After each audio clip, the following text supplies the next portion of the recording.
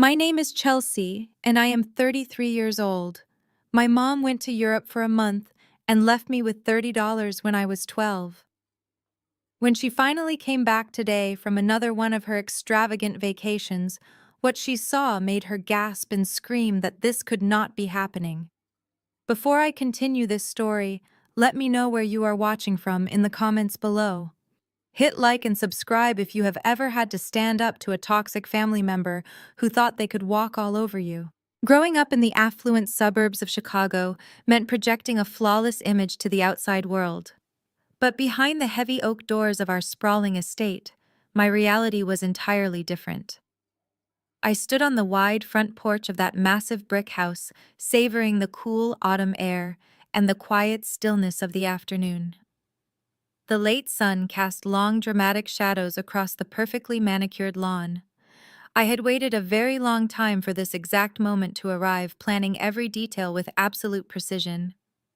A black luxury SUV slowly turned into the circular driveway, the heavy tires crunching aggressively against the expensive imported gravel. The vehicle came to a smooth stop right in front of the sweeping marble steps. The passenger doors opened, and my mother Patricia stepped out first. She was 60 years old but tried desperately to look 40, wearing oversized designer sunglasses and a silk scarf draped effortlessly over her shoulders. Right behind her was my sister Courtney, 30 years old and the undeniable golden child of our highly dysfunctional family. They both looked exhausted from their long international flight, but possessed that distinct arrogant glow of people who had just spent an entire month living in absolute unbothered luxury without a single care in the world. Courtney dragged two massive designer brand suitcases out of the trunk, letting them hit the pavement with a heavy, careless thud. My mother did not even look at me as she approached the steps. She just tossed her expensive leather handbag onto one of the porch chairs and sighed loudly. "Chelsea, go pay the driver $300, Patricia snapped, waving a freshly manicured hand toward the idling SUV. Courtney and I maxed out all our cards, living our best lives in Rome and Paris. The driver does not take checks, and I am entirely too tired to deal with your usual hesitation. Go get your wallet right now." She spoke to me the way someone might speak to an incompetent, annoying servant. It was the exact same dismissive tone she had used my entire life, a tone designed to make me feel small and insignificant. Courtney stood at the bottom of the steps, checking her reflection in her phone screen, while chewing gum loudly. "Hurry up, Chelsea," Courtney whined. "My feet are absolutely killing me and I need a long hot bath right now. It is exhausting carrying all these heavy bags around while you just stand there doing nothing to help us." I stood perfectly still on the front porch, feeling the wood beneath my shoes. I simply did not reach for my wallet. I did not flinch or look away. I did not show a single ounce of the submissive behavior they expected from me. I just looked down at the two women who had made my existence miserable for 3 long decades. "Are you deaf?" my mother demanded, finally pulling off her oversized sunglasses to glare at me with pure disdain. I said, "Pay the man. We just spent an absolute fortune on this European tour, and we do not have a single dollar of liquid cash left on us. Do something useful for once in your boring life." I took another deep breath, letting the moment stretch out as the cool breeze rustled the leaves in the yard.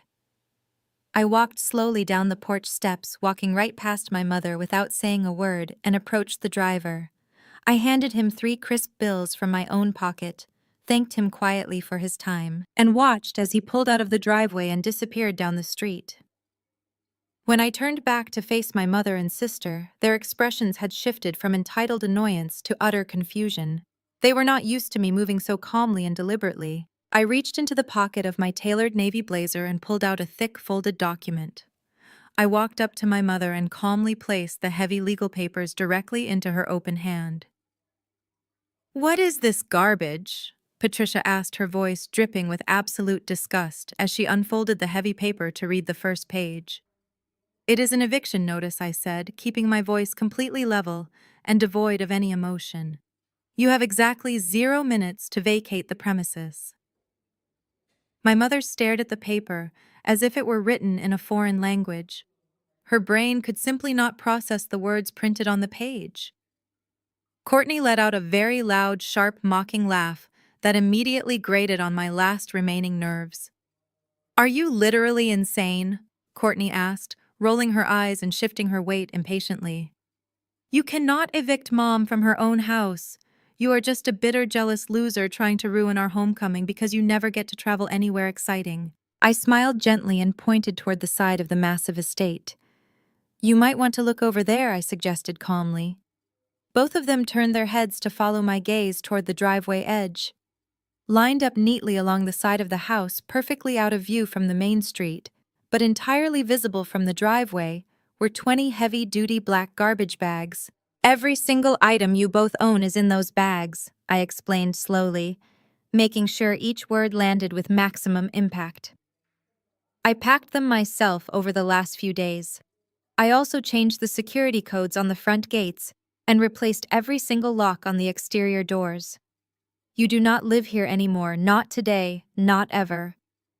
The color completely drained from the face of my mother.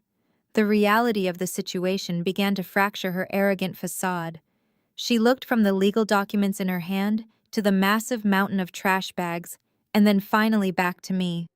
Her initial shock rapidly morphed into a violent, uncontrolled rage.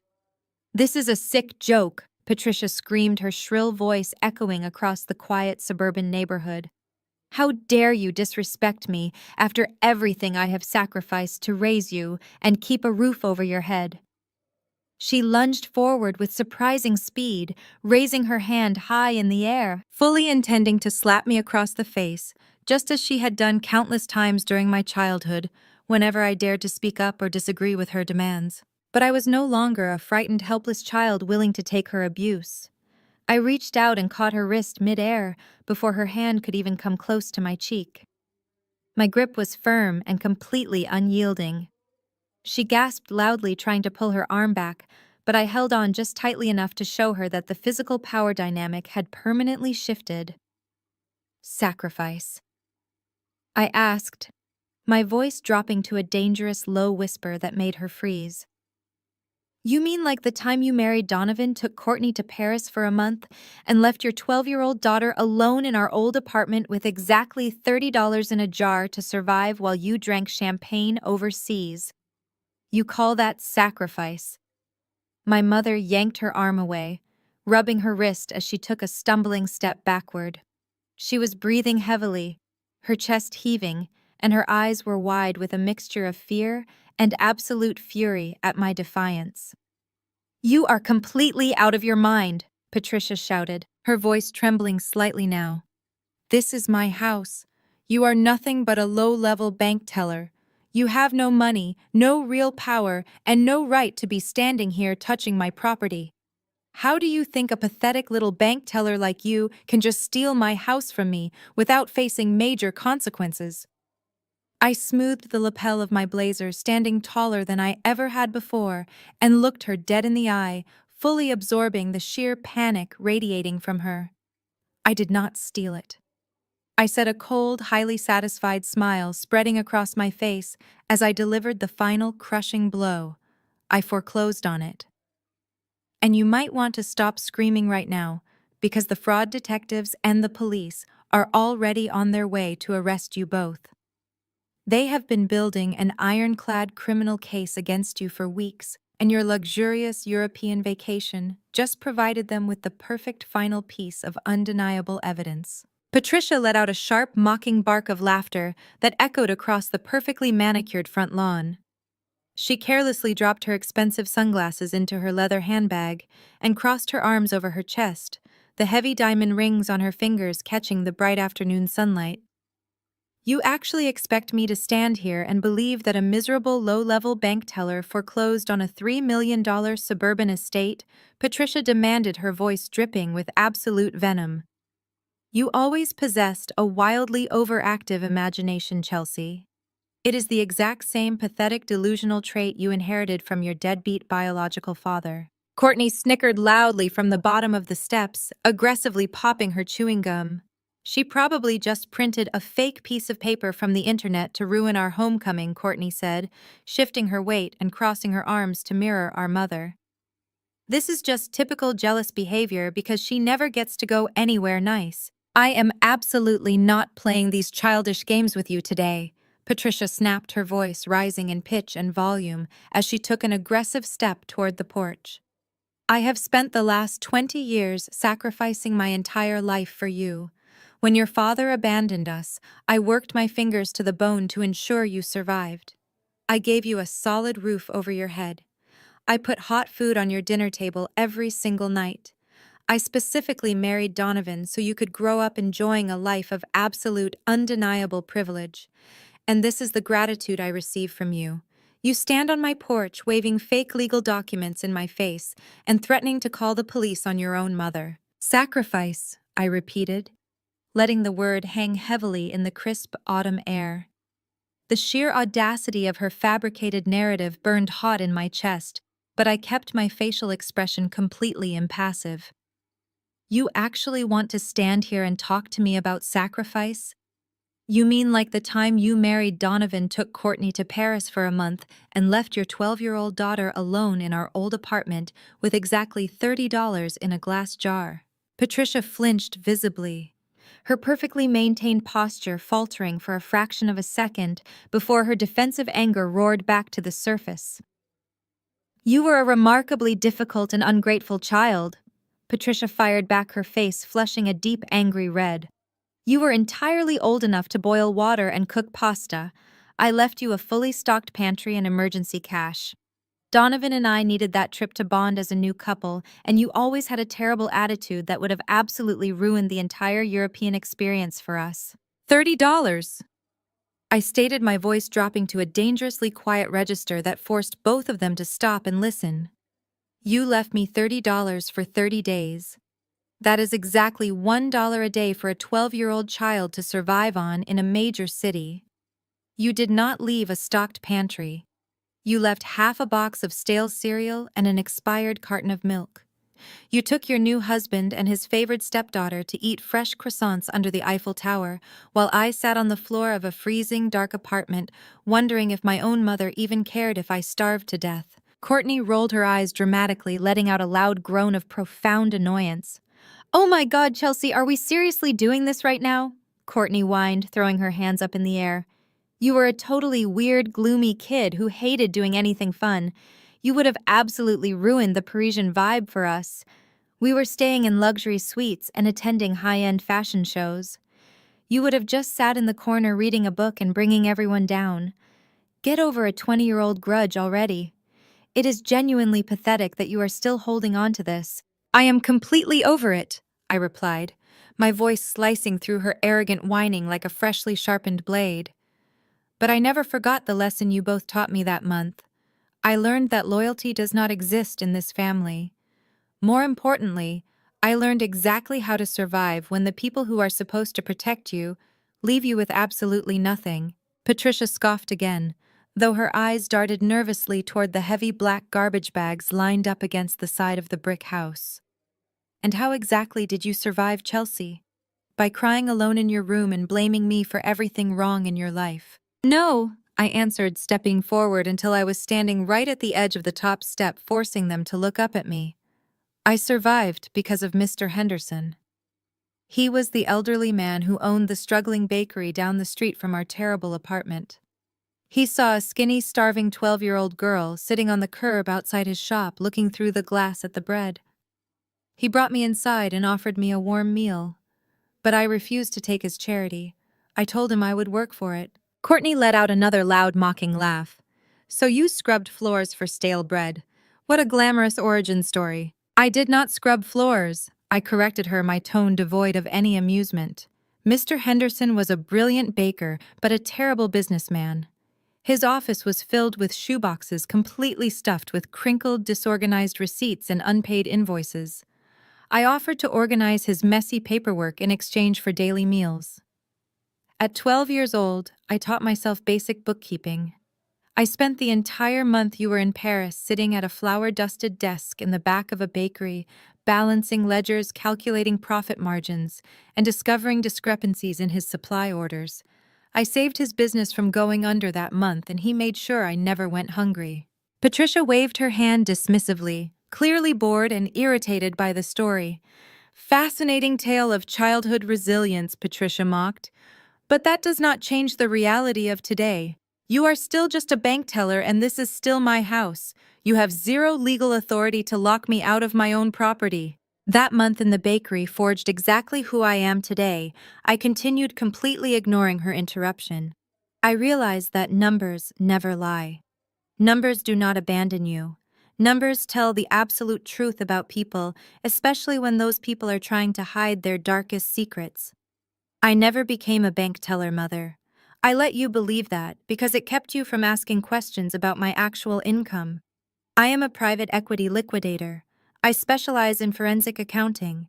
I am the person that massive corporate boards hire to dismantle failing corrupt companies, expose financial fraud, and ruthlessly strip those entities for parts. I ruin lives for a living when people lie about money. And you both lied about a massive amount of money.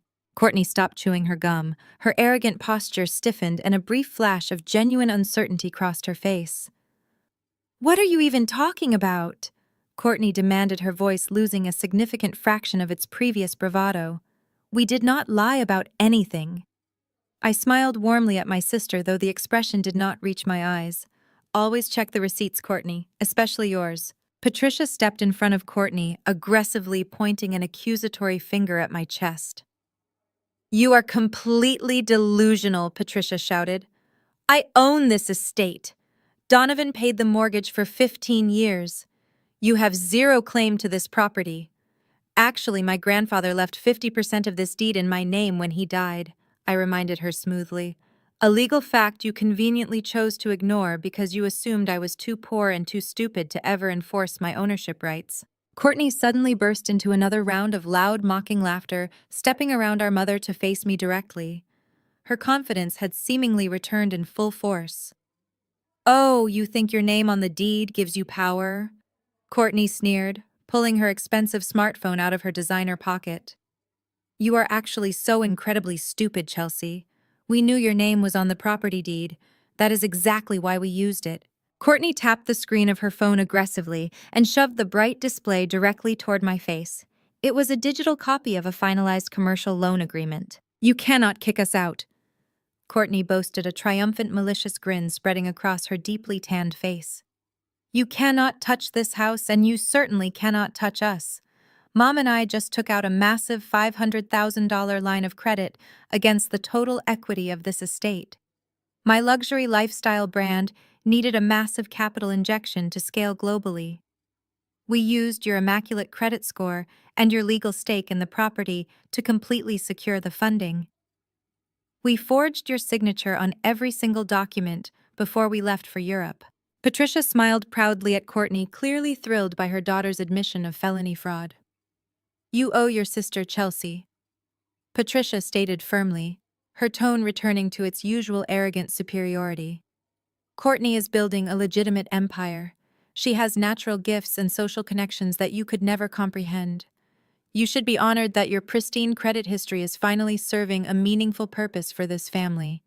The loan requires a massive monthly payment that we have zero intention of covering right now. We took this European trip to celebrate the funding, and we fully expect you to handle the immediate financial fallout. You are entirely trapped in our debt, and if you try to default, you will face total bankruptcy and criminal liability for the forged documents. Now pick up my heavy bags and carry them inside immediately so we can discuss your new payment plan." I did not move toward the luggage. I did not blink.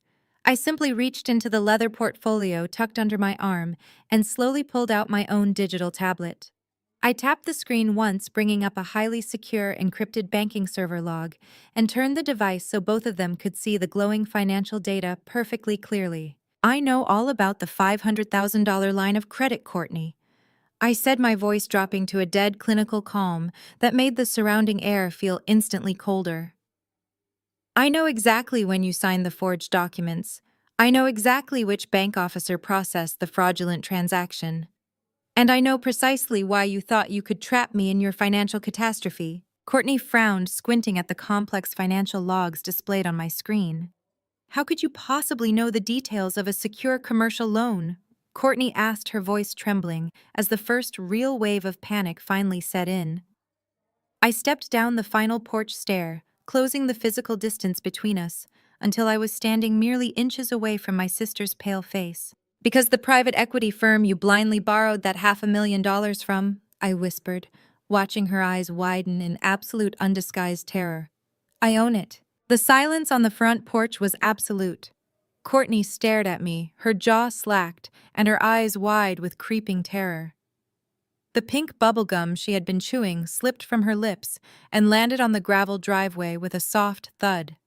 Patricia blinked rapidly, her heavily mascaraed eyelashes fluttering as her brain violently rejected the information I had just presented. It was physically impossible for them to comprehend that the daughter they had treated like disposable garbage for 3 decades was the architect of their impending financial destruction. For 10 long seconds, nobody moved a single muscle. Then Courtney let out a breathless, high-pitched scoff that sounded like a choke. "You are lying to our faces," Courtney stammered, her voice shaking violently as she pointed a manicured finger at my chest. "You do not own a massive private equity firm. That is physically impossible for a loser like you. You drive a basic 5-year-old sedan and buy your clothes off the clearance rack. You are a nobody in the business world. You are just saying this to scare us because you are jealous of our glamorous life." Patricia seized on this convenient narrative, instantly stepping protectively in front of her golden child. "Exactly," Patricia spat, crossing her arms tightly. "This is just another one of your pathetic cries for attention. You have always possessed a wildly toxic imagination, Chelsea. Now put that digital tablet away. Pick up those heavy designer suitcases and carry them up to the master bedroom right this second. I am entirely done listening to your ridiculous fairy tales. We have a serious financial crisis to handle internally, and you need to figure out how you are going to work double shifts to make the first payment on this loan before the bank comes after your credit score." I did not look at the heavy suitcases resting on the pavement. I did not move a single muscle to accommodate her ridiculous demands. Instead, I slowly ran my index finger down the smooth glass screen of my tablet, bringing up the master transaction log for the commercial lending department. "Wealth speaks very loudly," I said, keeping my tone deadly calm and completely clinical. "But true absolute power is entirely silent." I turned the bright screen toward them again, holding it steady so they could read the digital headers. "Let us take a much closer look at this lifestyle brand capital you claimed you desperately needed, Courtney." I tapped a specific line of code highlighted in bright neon red. "You initiated the massive loan application from the exclusive first-class departure lounge at O'Hare International Airport exactly 30 days ago at 4 in the afternoon. You used a heavily compromised public wireless network to digitally forge my signature on the primary guarantor forms, which was your first monumental legal mistake. You arrogantly assumed that because my legal name remained on grandfather's original property deed, you could simply attach my pristine credit profile to the application and completely bypass the manual underwriting process. And you were right about one specific thing. The automated lending system approved the $500,000 instantly based on my financial merits alone. But you completely failed to read the fine print regarding the lending institution that was actually providing the capital. You were so blinded by your endless greed and your sheer desperation to escape Donovan's mounting financial disasters that you blindly signed a binding commercial agreement with Apex Vanguard Holdings. Courtney swallowed hard, her eyes darting nervously toward our mother as the color drained from her cheeks. "What does that even mean?" Courtney whispered, her previous arrogance completely dissolving into raw panic. "It means I am the founder and sole managing director of Apex Vanguard Holdings," I stated clearly, watching the devastating truth finally shatter her carefully constructed reality. Patricia lunged forward aggressively, desperately trying to snatch the expensive tablet directly from my hands, but I simply took a calculated step backward, remaining completely out of her frantic reach. "Give me that device right now!" Patricia shrieked, her face turning a blotchy shade of crimson as she stomped her foot on the porch. "You hacked into a secure banking system. You committed a massive federal cybercrime just to spy on us. I am calling the authorities immediately and having you locked away in a federal prison for the rest of your miserable life." I smiled, a genuine expression of absolute satisfaction washing over my face. "Please do call them Mother. It will save the regional fraud detectives the trouble of tracking you down later this evening.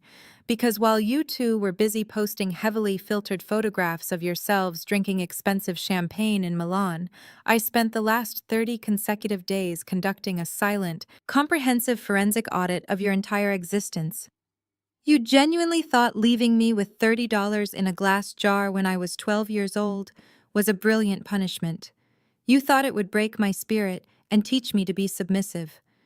But that traumatic month alone in that freezing apartment taught me how to trace every single penny in a ledger. It taught me how to read complex financial records, how to spot deliberate accounting discrepancies, and above all else, how to survive when the people who are supposed to love you abandon you. I took those harsh survival skills and I built a corporate empire out of liquidating corrupt, fraudulent companies, just like the fake one you registered. You handed me the ultimate legal weapon the second you committed felony wire fraud using my stolen identity. The $500,000 you borrowed did not go toward building a trendy lifestyle brand or buying inventory. I swiped to the next page on my digital screen, displaying a complex web of international wire transfers and banking codes. You routed exactly $200,000 to a hidden offshore account in the Cayman Islands in a pathetic attempt to hide your remaining liquid assets from the Internal Revenue Service. You spent exactly $80,000 on designer shopping sprees across 3 different European countries, leaving a digital trail of credit card receipts so incredibly obvious that a first-year accounting student could trace them back to the source. And the remaining $220,000 went directly to a series of untraceable shell companies entirely controlled by Donovan's illegal sports gambling bookies. You did not invest in a legitimate business venture. You committed massive coordinated international fraud and documented the entire process on your public social media accounts. Patricia stumbled backward as if I had physically struck her in the chest. She bumped hard into one of the massive designer suitcases, nearly losing her balance and falling onto the hard gravel driveway. Her mouth opened and closed repeatedly, but absolutely no sound came out of her throat. Courtney immediately began to cry, thick black streaks of expensive mascara running rapidly down her pale cheeks and ruining her flawless makeup. "You cannot do this to us, Chelsea!" Courtney sobbed hysterically, her voice cracking with genuine terror. "We are your family. We share the exact same blood. You have to forgive the commercial loan. You have to fix this massive mistake for us right now." I looked down at my weeping sister, feeling absolutely nothing but a cold, clinical detachment in my heart. "I do not grant personal forgiveness for felony identity theft," I replied smoothly. "The commercial loan contract you eagerly signed contained a strict, immediate default clause for fraudulent applications. The very moment you missed the first scheduled payment yesterday morning, the banking system automatically triggered a total asset seizure. You do not own this beautiful estate anymore. I foreclosed on the property at exactly 8 o'clock this morning, and the deed is already in my sole possession." The heavy, oppressive silence returned to the front yard, thick and utterly suffocating. The crushing reality of their absolute financial ruin hung in the air like a physical weight pressing down on their shoulders. Patricia finally found her voice again, though it was nothing more than a ragged, desperate, broken whisper. "Where are we supposed to go tonight?" Patricia asked, looking around the massive brick estate that had been her personal kingdom for over a decade. "Where are we supposed to sleep?" I pointed a steady finger toward the 20 black garbage bags lined up against the side brick wall. "I highly suggest you start carrying those heavy bags to a cheap roadside motel," I told her, showing the exact same total lack of empathy she had shown a 12-year-old girl 20 years ago. Or you can sit right here on the cold pavement and wait for the federal authorities to arrive. The choice is entirely yours to make." Suddenly, the deep, menacing growl of a heavy luxury engine interrupted our tense standoff. A sleek, midnight black town car turned sharply into the neighborhood cul-de-sac, speeding toward our driveway with highly aggressive purpose. The vehicle slammed on its brakes, coming to a screeching halt directly behind Patricia and Courtney. The back passenger doors swung open simultaneously. My stepfather, Donovan, stepped out of the vehicle first. His face was ghostly pale, his expensive silk tie was loose, and he was sweating profusely despite the cool autumn weather. Flanking him on either side were two aggressive-looking private attorneys wearing sharp, tailored suits and carrying thick leather briefcases. Donovan pointed a shaking, furious finger directly at my face as he marched heavily up the gravel driveway. "You are completely finished, Chelsea," Donovan barked loudly, his booming voice echoing aggressively against the brick exterior of the massive house. "We are having you permanently locked away in a psychiatric ward for this highly illegal and delusional stunt." Courtney froze completely solid. The sleek digital tablet in my hand was no longer just a glowing screen displaying numbers. It was a devastating mirror reflecting her absolute and immediate ruin. Her mouth worked uselessly, opening and closing like a suffocating fish as she tried to form a coherent sentence, but her brain was visibly short-circuiting. Patricia took a stumbling, uncoordinated step forward, her wide eyes darting frantically between my calm face and the glowing digital logs. She shook her head in violent, desperate denial. "You are lying right to our faces." Patricia gasped, though the intense, uncontrollable tremor in her harsh voice completely betrayed her sheer panic. "You process basic checks at a local retail branch. You have worn the exact same cheap, boring shoes for 3 entire years. You do not own a massive private equity firm. This is a sick, elaborate prank designed to ruin my homecoming. I wore cheap shoes because I was quietly funneling every single cent I earned into building my massive corporate capital." I corrected her smoothly, my voice echoing with crystal clarity across the pristine, quiet driveway.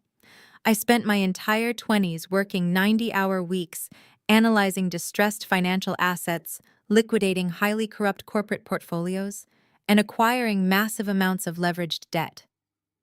I purposely let you believe I was just a struggling, low-level bank teller, because your absolute overwhelming contempt for me was the perfect camouflage.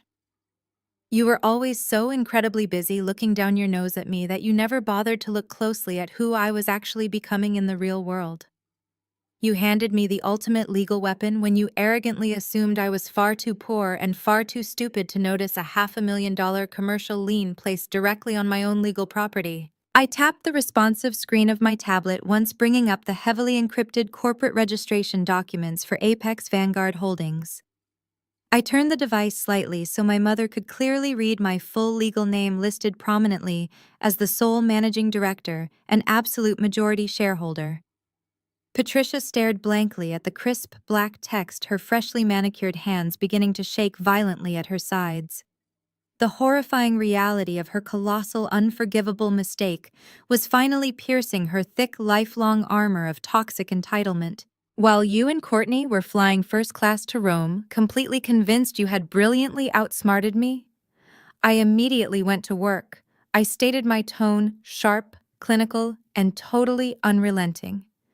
You freely handed me an entire month of absolute golden silence. 30 uninterrupted days, while you sipped heavily overpriced wine and posted hundreds of heavily filtered photographs of your luxurious European escape. I did not spend that month crying alone over the painful fact that my own mother and sister eagerly stole my financial identity. I spent it conducting a comprehensive, deeply silent, and thoroughly brutal forensic audit of your entire miserable lives." Courtney let out a sharp, pathetic sob, tightly clutching her stomach as if she might be physically sick right there on the driveway. "You hacked our private banking portals," she whimpered loudly, dark tears continuing to ruin her incredibly expensive designer makeup. "I did not have to hack a single thing, Courtney," I replied, a remarkably cold, deeply satisfied smile touching the corners of my lips. "When you incredibly stupidly listed my legal name As the primary guarantor on the commercial loan application, you legally granted my private equity firm full unrestricted authorization to verify your complete financial standing. You literally opened the front door and happily invited me inside your accounts. And exactly what I found, hiding behind your glamorous fake suburban facade, was an absolute mountain of rotting debt, pathetic lies, and highly desperate criminal activity. I began pacing slowly across the driveway, commanding the outdoor space entirely as they shrank back. Let us break down exactly where that $500,000 actually went. Courtney, you explicitly claimed on the formal loan application that the massive capital injection was strictly for manufacturing inventory and securing commercial warehouse space for your new luxury lifestyle brand. You even submitted a beautifully formatted, highly detailed business plan full of projected global revenue streams and aggressive marketing strategies. I stopped pacing abruptly and locked my eyes directly with my trembling sister. But your fabulous lifestyle brand simply does not exist. It is a completely fictitious corporate shell company registered to a cheap virtual mailbox in Delaware. You have zero physical inventory, zero legitimate manufacturing contracts, and zero actual employees on payroll. You did not spend a single dollar of that stolen money on a legitimate business venture. Instead, my forensic team tracked the first $80,000 directly to high-end designer boutiques across Milan, Paris, and Rome. You bought limited edition leather handbags, custom Italian footwear, and vintage diamond jewelry, leaving a massive glaring trail of international digital receipts that I have already happily forwarded to the State Fraud Division. Courtney squeezed her eyes tightly shut, sobbing much louder now, completely unable to deny the undeniable, deeply documented facts of her crimes. I turned my undivided attention back to Patricia, whose heavily Botoxed face was now the exact color of wet gray ash. Then we have the incredibly sloppy offshore wire transfers, I continued, my voice slicing right through the cool autumn air without an ounce of hesitation.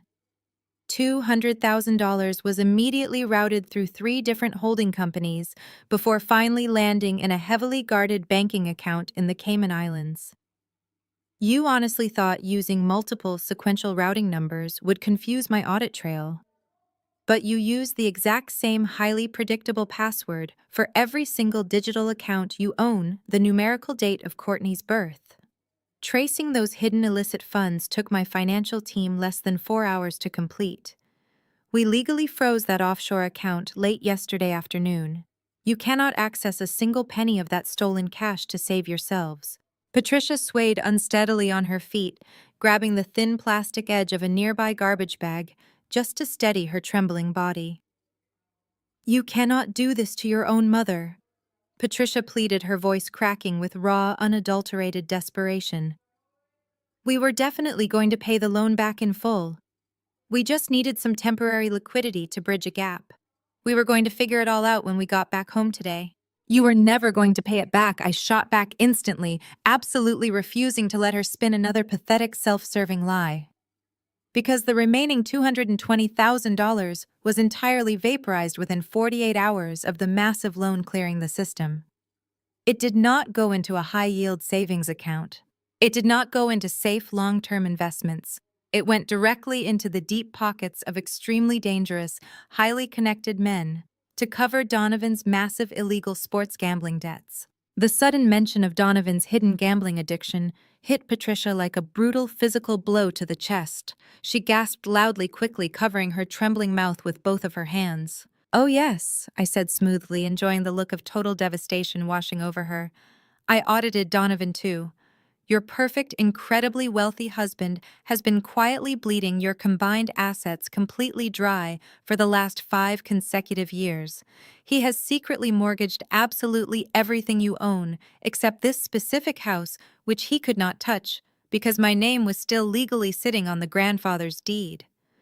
He owed dangerous, violent bookies over $200,000, and they were actively threatening to get very physical with him.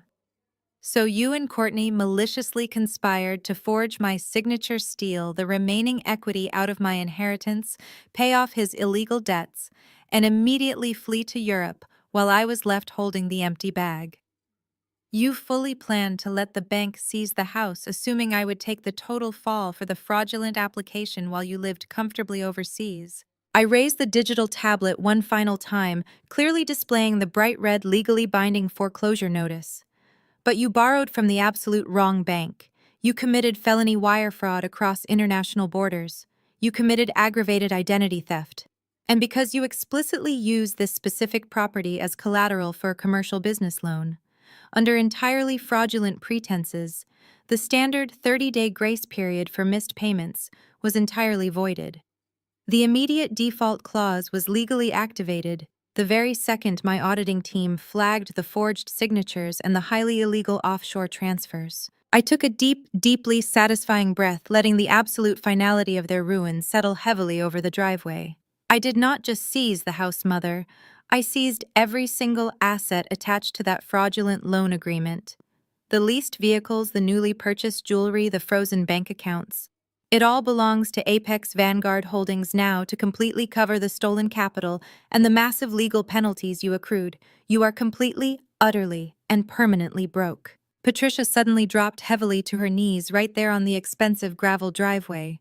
The impeccably styled, arrogant woman who had systematically tormented me for my entire life was instantly reduced to a weeping, trembling, pathetic mess on the cold ground.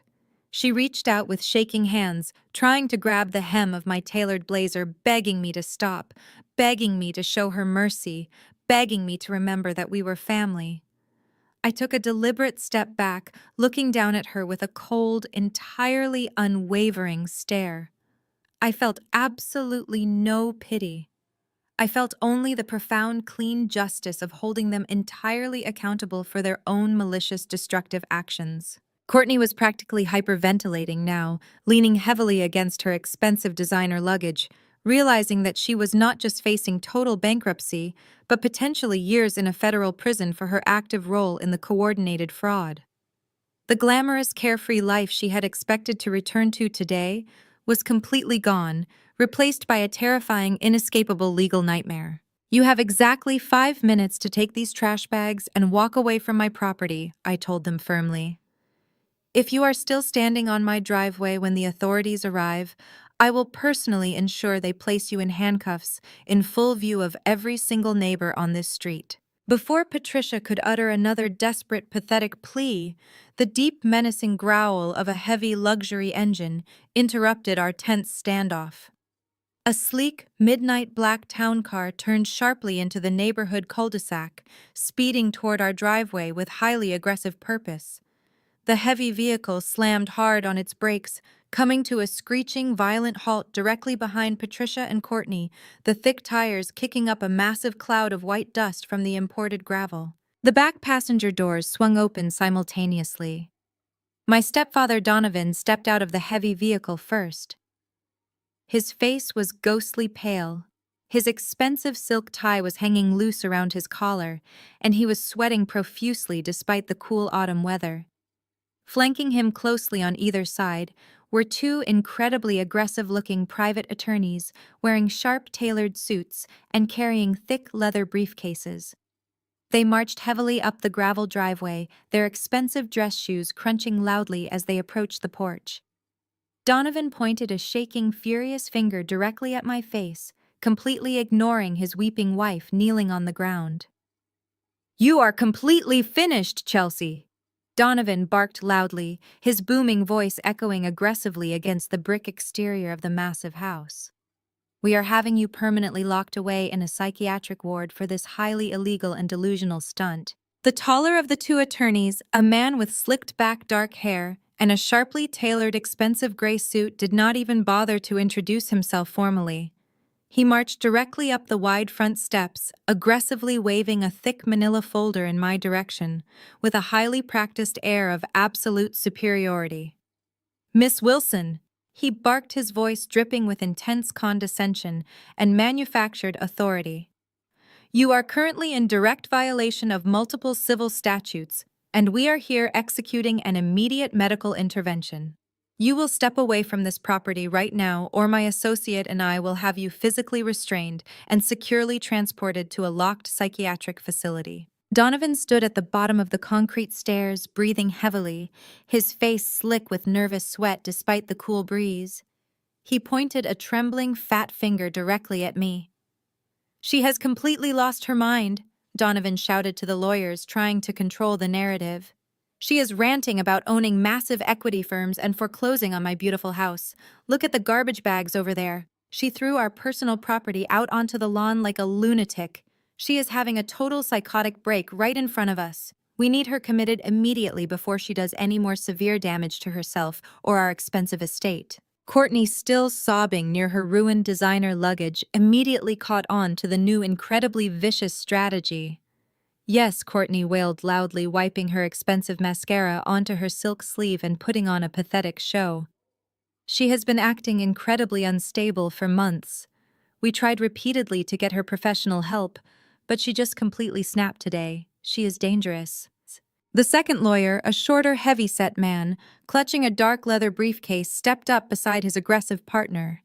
"We have the official legal documentation right here," he stated firmly, pulling a thick stack of heavily stamped official-looking papers from his manila folder.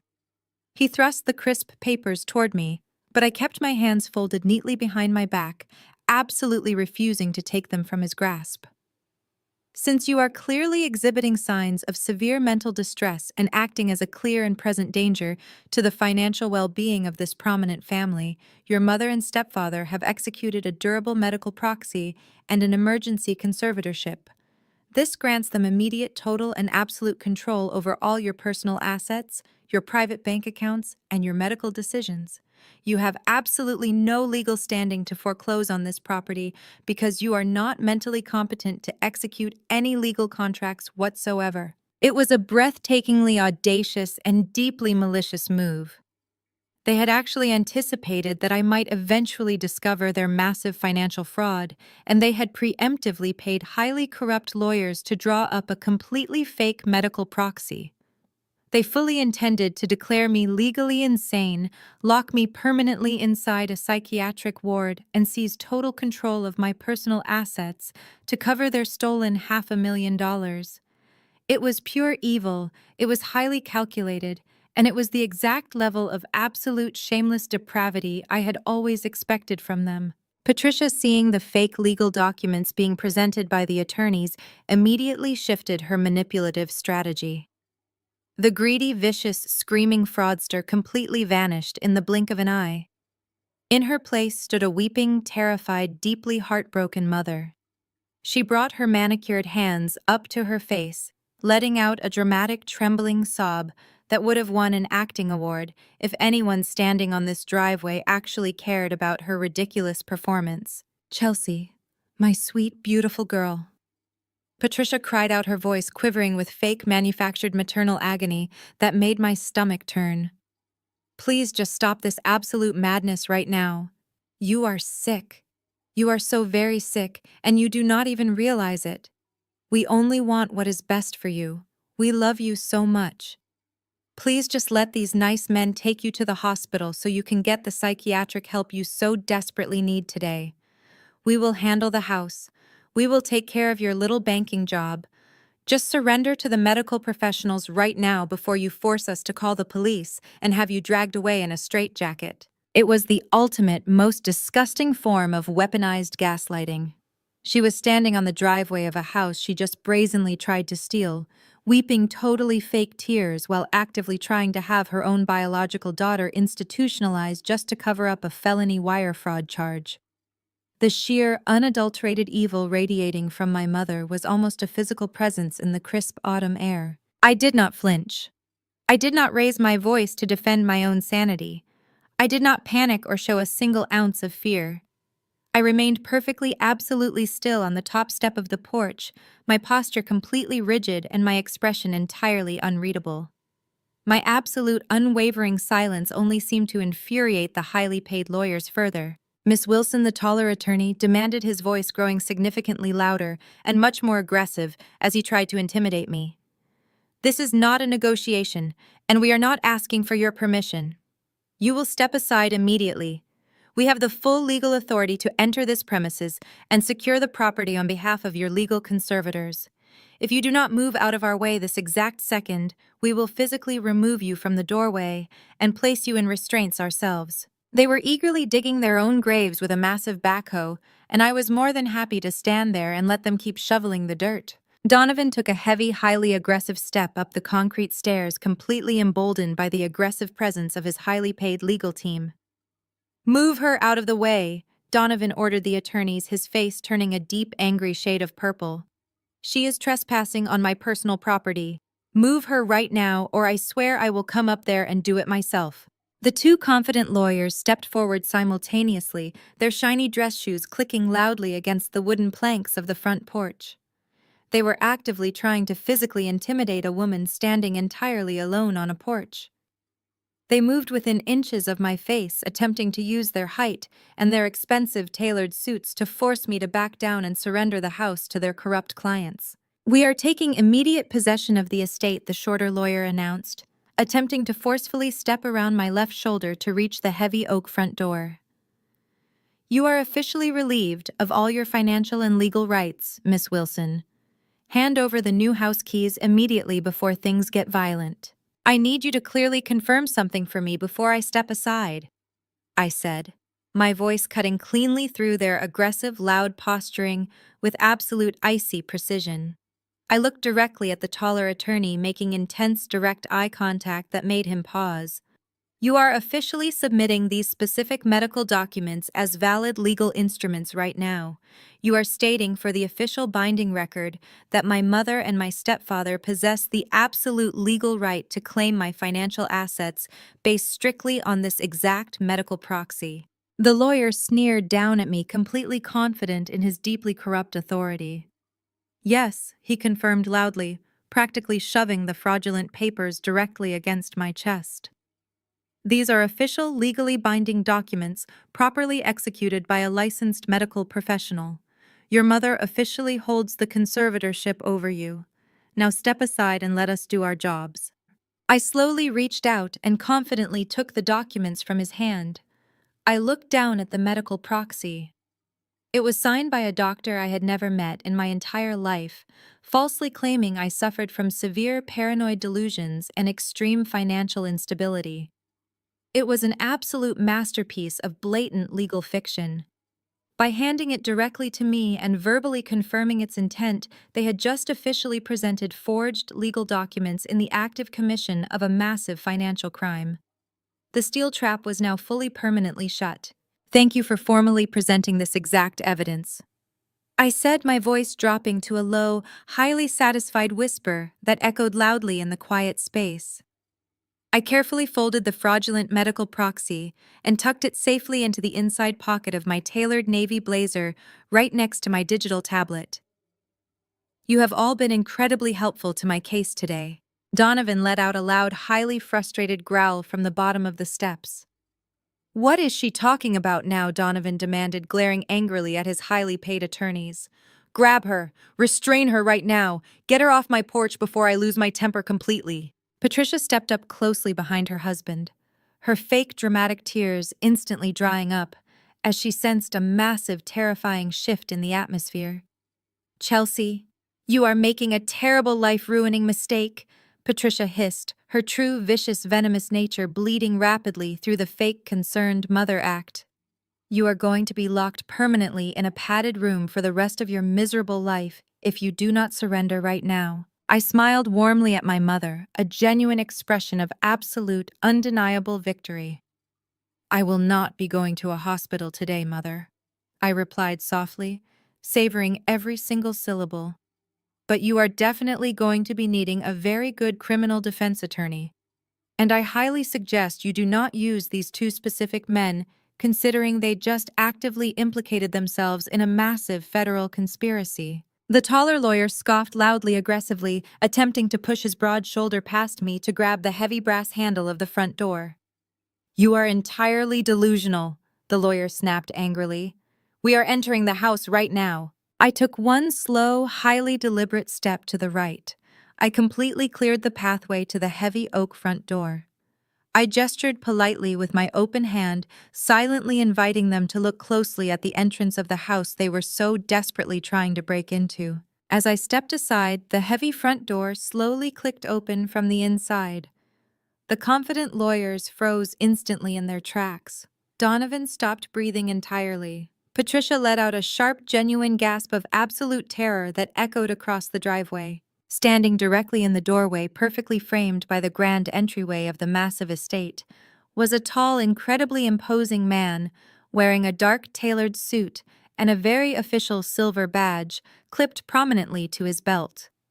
He held a thick clipboard securely in his hands, and his expression was entirely devoid of any amusement.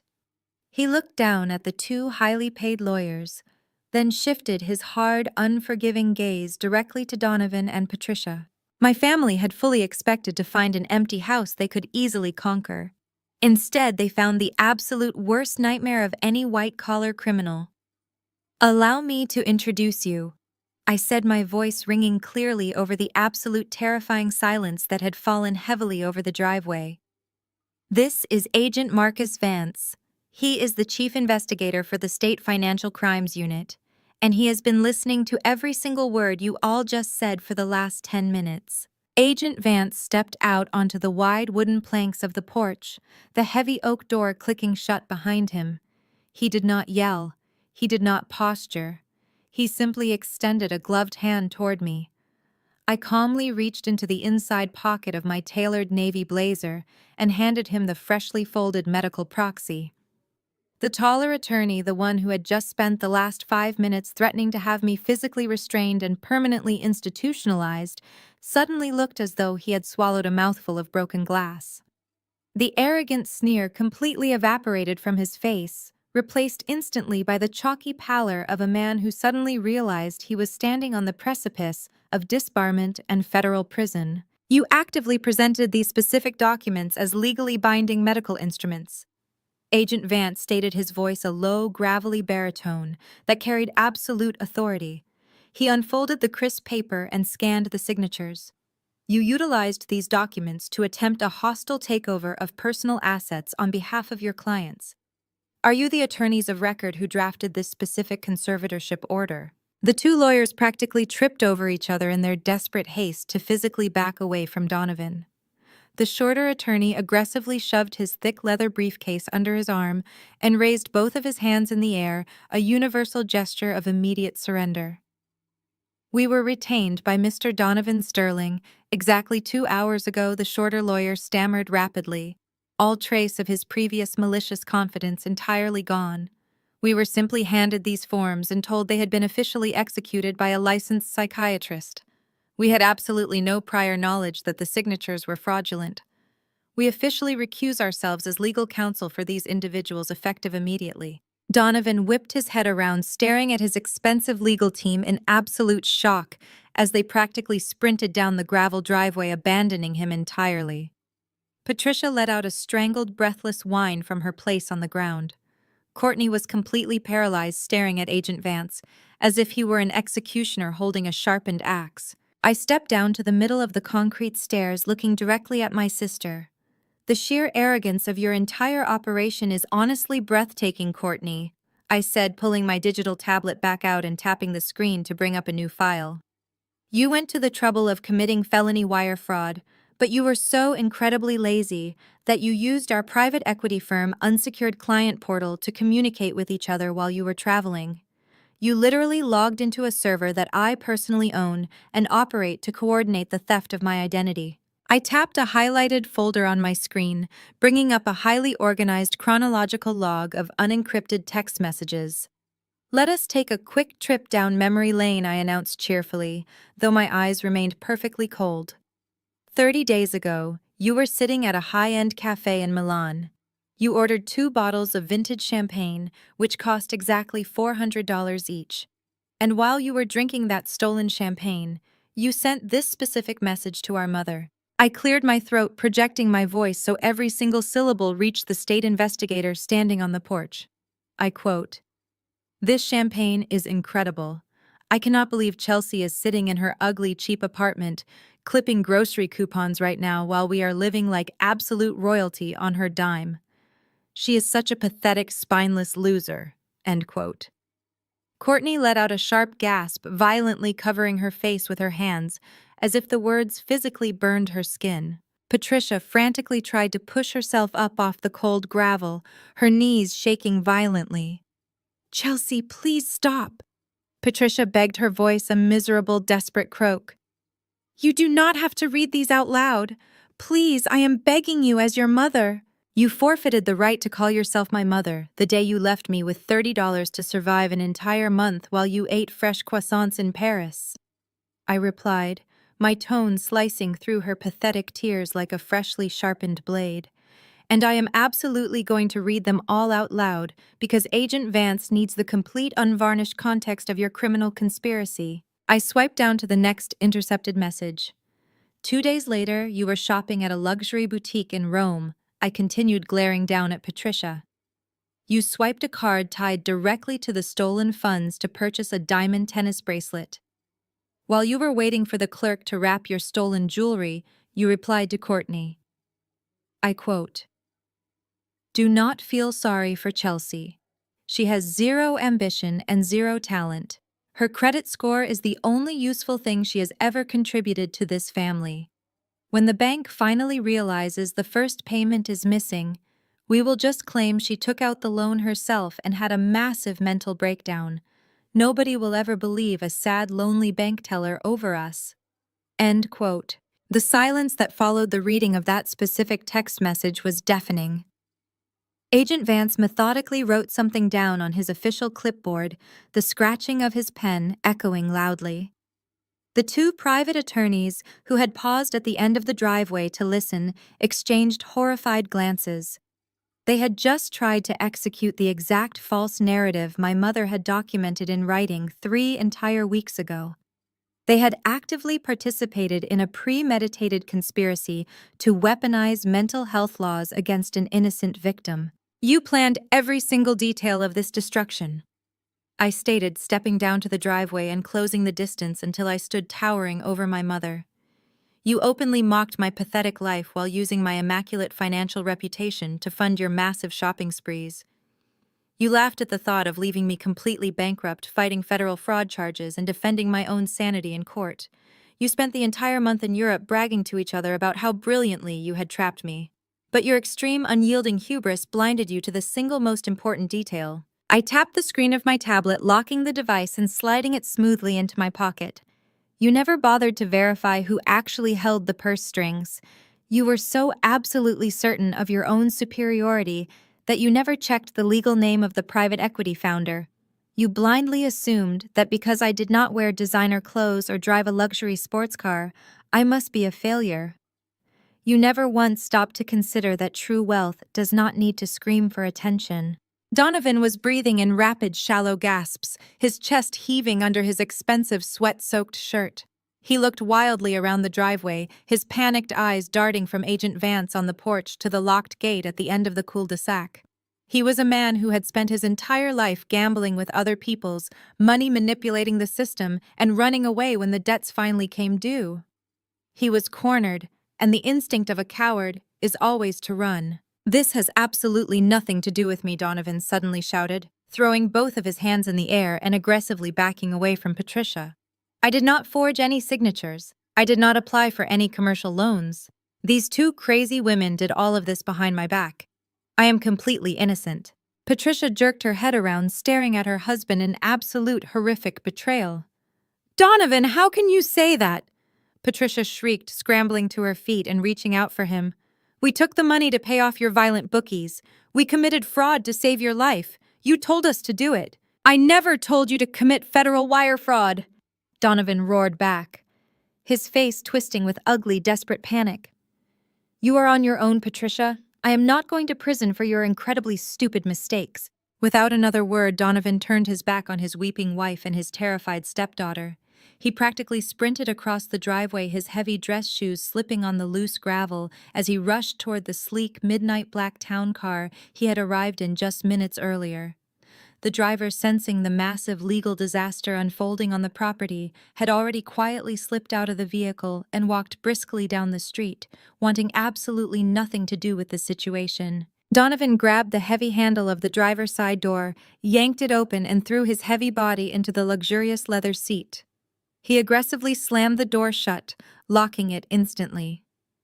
Through the tinted glass, I could see his frantic movements as he jammed his finger repeatedly into the push to start ignition button, desperate to spark the powerful engine to life and flee the scene of his massive financial crimes. He pushed the button once. Nothing happened. He pushed it twice, pressing down hard on the brake pedal. Total silence. The dashboard remained completely dark. The engine refused to turn over. I watched him panic inside the expensive vehicle, slowly pulling a small, sleek black fob from the pocket of my trousers. I held it up so he could clearly see it through the windshield. "I foreclosed on the estate at 8 o'clock this morning, Donovan." I called out, my voice ringing with absolute chilling authority. "But I seized your entire corporate fleet of luxury vehicles at exactly noon. As the sole owner of Apex Vanguard Holdings, I legally assumed control of every single outstanding debt you owe. And because you are currently in massive default on this specific auto loan, I initiated a remote repo command. The ignition is permanently locked. You are not driving away from this disaster." Donovan froze inside the dark cabin of the vehicle. His face contorted with sheer terror as he frantically pulled his expensive smartphone from his jacket pocket. I knew exactly what he was doing.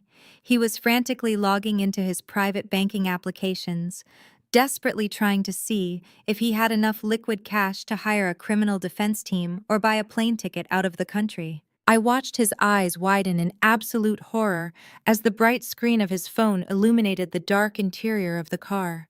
He swiped frantically, refreshing the banking application over and over again, completely unable to process the harsh, unforgiving numbers staring back at him. Every single account. The joint checking, the private corporate savings, the hidden offshore emergency funds. Every single digital vault he owned was currently displaying a zero balance with a bright red notification banner indicating a federal freeze. "You have absolutely zero liquid capital, Donovan," I stated calmly, walking slowly toward the front bumper of the dead vehicle. "Every single account tied to your social security number, your corporate tax identification, and your illegal shell companies has been completely frozen by the State Financial Crimes Unit. You cannot buy a cup of coffee right now, let alone a plane ticket out of this state." Agent Vance slowly descended the concrete steps of the front porch, the heavy handcuffs on his leather belt clinking softly with every measured step. He walked past Patricia, who was now sitting numbly on the gravel, completely broken and defeated. He walked past Courtney, who was rocking back and forth against her ruined luggage, sobbing uncontrollably. Agent Vance stopped directly beside me, his cold, professional gaze locked firmly on Donovan, sitting inside the dead town car. The trap was fully sprung, the evidence was completely documented, and the perpetrators were entirely cornered. There was nowhere left to run, no more lies to spin, and absolutely no more money to steal. The arrogant, untouchable family that had treated me like disposable garbage for my entire existence was now entirely at the mercy of the daughter they had so viciously underestimated. Every single cent was accounted for, every single crime was exposed, and the silent audit was completely, perfectly finished. Agent Vance tapped sharply on the driver's side window, holding up his official badge. "Step out of the vehicle, Mr. Sterling," Agent Vance commanded, his voice, leaving zero room for negotiation or argument. "We have a massive amount of federal paperwork to discuss, and you are officially out of time." Donovan stared through the glass, trapped, ruined, and completely out of options. The majestic suburban estate loomed quietly behind me, its heavy oak doors wide open, ready to welcome its true rightful owner. And for the very first time in my entire life, standing in the bright afternoon sun, I finally felt completely, undeniably at home. The silence on the front porch was absolute. Courtney stared at me, her jaw slacked and her eyes wide with terror. The pink bubblegum slipped from her lips and landed on the gravel driveway. Patricia blinked rapidly, her eyelashes fluttering as her brain violently rejected the information. It was impossible for them to comprehend that the daughter they had treated like garbage for 3 decades was the architect of their impending financial destruction. For 10 seconds, nobody moved a single muscle. Then Courtney let out a high-pitched scoff that sounded like a choke. You are lying, Courtney stammered, her voice shaking violently as she pointed a manicured finger at my chest. You do not own a massive private equity firm. That is impossible for a loser like you. You drive a 5-year-old sedan and buy clothes off the clearance rack. You are a nobody. You are saying this to scare us because you are jealous of our glamorous life. Patricia seized on this narrative instantly, stepping protectively in front of her child. Exactly, Patricia spat, crossing her arms. This is just another one of your pathetic cries for attention. You have always possessed a toxic imagination. Now put that tablet away, pick up those suitcases and carry them up to the master bedroom right this second. I am done listening to your ridiculous fairy tales. We have a financial crisis to handle internally, and you need to figure out how to work double shifts to make the first payment on this loan before the bank ruins your credit score. I did not look at the heavy suitcases. I did not move a single muscle to accommodate her demands. Instead, I ran my finger down the screen of my tablet, bringing up the master transaction log for the commercial lending department. Wealth speaks very loudly, I said, keeping my tone deadly calm and clinical, but true power is entirely silent. I turned the bright screen toward them again, holding it steady. Let us take a closer look at this lifestyle brand capital you desperately needed, Courtney. I tapped a specific line of code highlighted in bright red. You initiated the massive loan application from the first-class departure lounge at O'Hare International Airport 30 days ago, at 4 in the afternoon. You used a public wireless network to digitally forge my signature on the primary guarantor forms, which was your first monumental legal mistake. You assumed that because my legal name remained on grandfather's original property deed, you could simply attach my credit profile to the application and bypass the manual underwriting process. And you were right about one specific thing. The automated lending system approved the $500,000 instantly based on my financial merits alone. I paused, letting the cold reality of my words sink in. But you failed to read the fine print regarding the lending institution providing the capital. You were so blinded by your endless greed and sheer desperation to escape Donovan's mounting financial disasters that you blindly signed a binding commercial agreement with Apex Vanguard Holdings. Courtney swallowed hard, her eyes darting nervously toward our mother as the color drained from her cheeks. What does that even mean? Courtney whispered, her previous arrogance dissolving into raw panic. It means I am the founder and sole managing director of Apex Vanguard Holdings, I stated, watching the devastating truth shatter her carefully constructed reality. Patricia lunged forward, trying to snatch the tablet directly from my hands, but I took a calculated step backward, remaining out of her reach. Give me that device right now! Patricia shrieked, her face turning crimson as she stomped her foot on the porch. You hacked into a secure banking system. You committed a massive federal cybercrime to spy on us. I am calling the authorities immediately and having you locked away in a federal prison for the rest of your life. I smiled, an expression of absolute satisfaction washing over my face. Please do call them Mother. It will save the regional fraud detectives the trouble of tracking you down later this evening, because while you two were busy posting photographs of yourselves drinking champagne in Milan, I spent the last 30 days conducting a silent forensic audit of your entire existence. You thought leaving me with $30 in a glass jar when I was 12 years old was a brilliant punishment. You thought it would break my spirit and teach me to be submissive. But that traumatic month alone in that freezing apartment taught me how to trace every single penny in a ledger.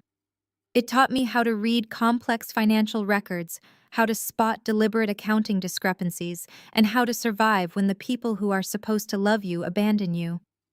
I took those harsh survival skills and built a corporate empire out of liquidating corrupt companies, just like the fake one you registered. I swiped to the next page on my digital screen, displaying a complex web of international wire transfers and banking codes. You handed me the ultimate legal weapon the second you committed felony wire fraud using my stolen identity. The $500,000 you borrowed did not go toward building a trendy lifestyle brand or buying inventory. You routed $200,000 to a hidden offshore account in the Cayman Islands in a pathetic attempt to hide your remaining liquid assets from the Internal Revenue Service. You spent $80,000 on designer shopping sprees across 3 different European countries, leaving a digital trail of credit card receipts so obvious that a first-year accounting student could trace them back to the source. And the remaining $220,000 went directly to a series of untraceable shell companies entirely controlled by Donovan's illegal sports gambling bookies. You did not invest in a legitimate business venture. You committed massive coordinated international fraud and documented the entire process on your public social media accounts. Patricia stumbled backward, as if I had physically struck her in the chest. She bumped hard into one of the massive designer suitcases, nearly losing her balance and falling onto the gravel driveway. Her mouth opened and closed repeatedly, but no sound came out of her throat. Courtney immediately began to cry, thick streaks of mascara running down her pale cheeks and ruining her flawless makeup.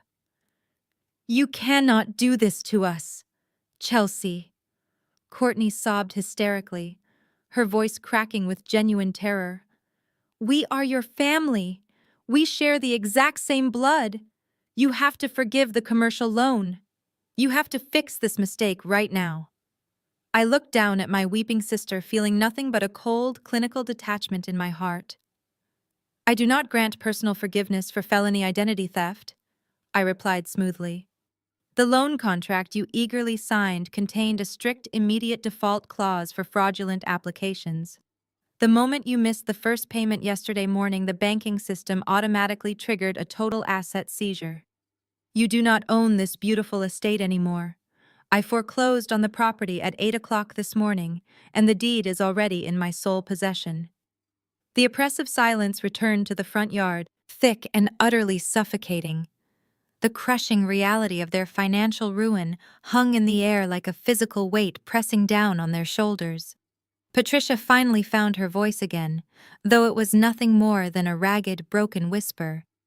"Where are we supposed to go tonight?" Patricia asked, looking around the massive brick estate that had been her kingdom for over a decade. "Where are we supposed to sleep tonight?" I pointed a steady finger toward the 20 heavy black garbage bags lined up against the brick wall.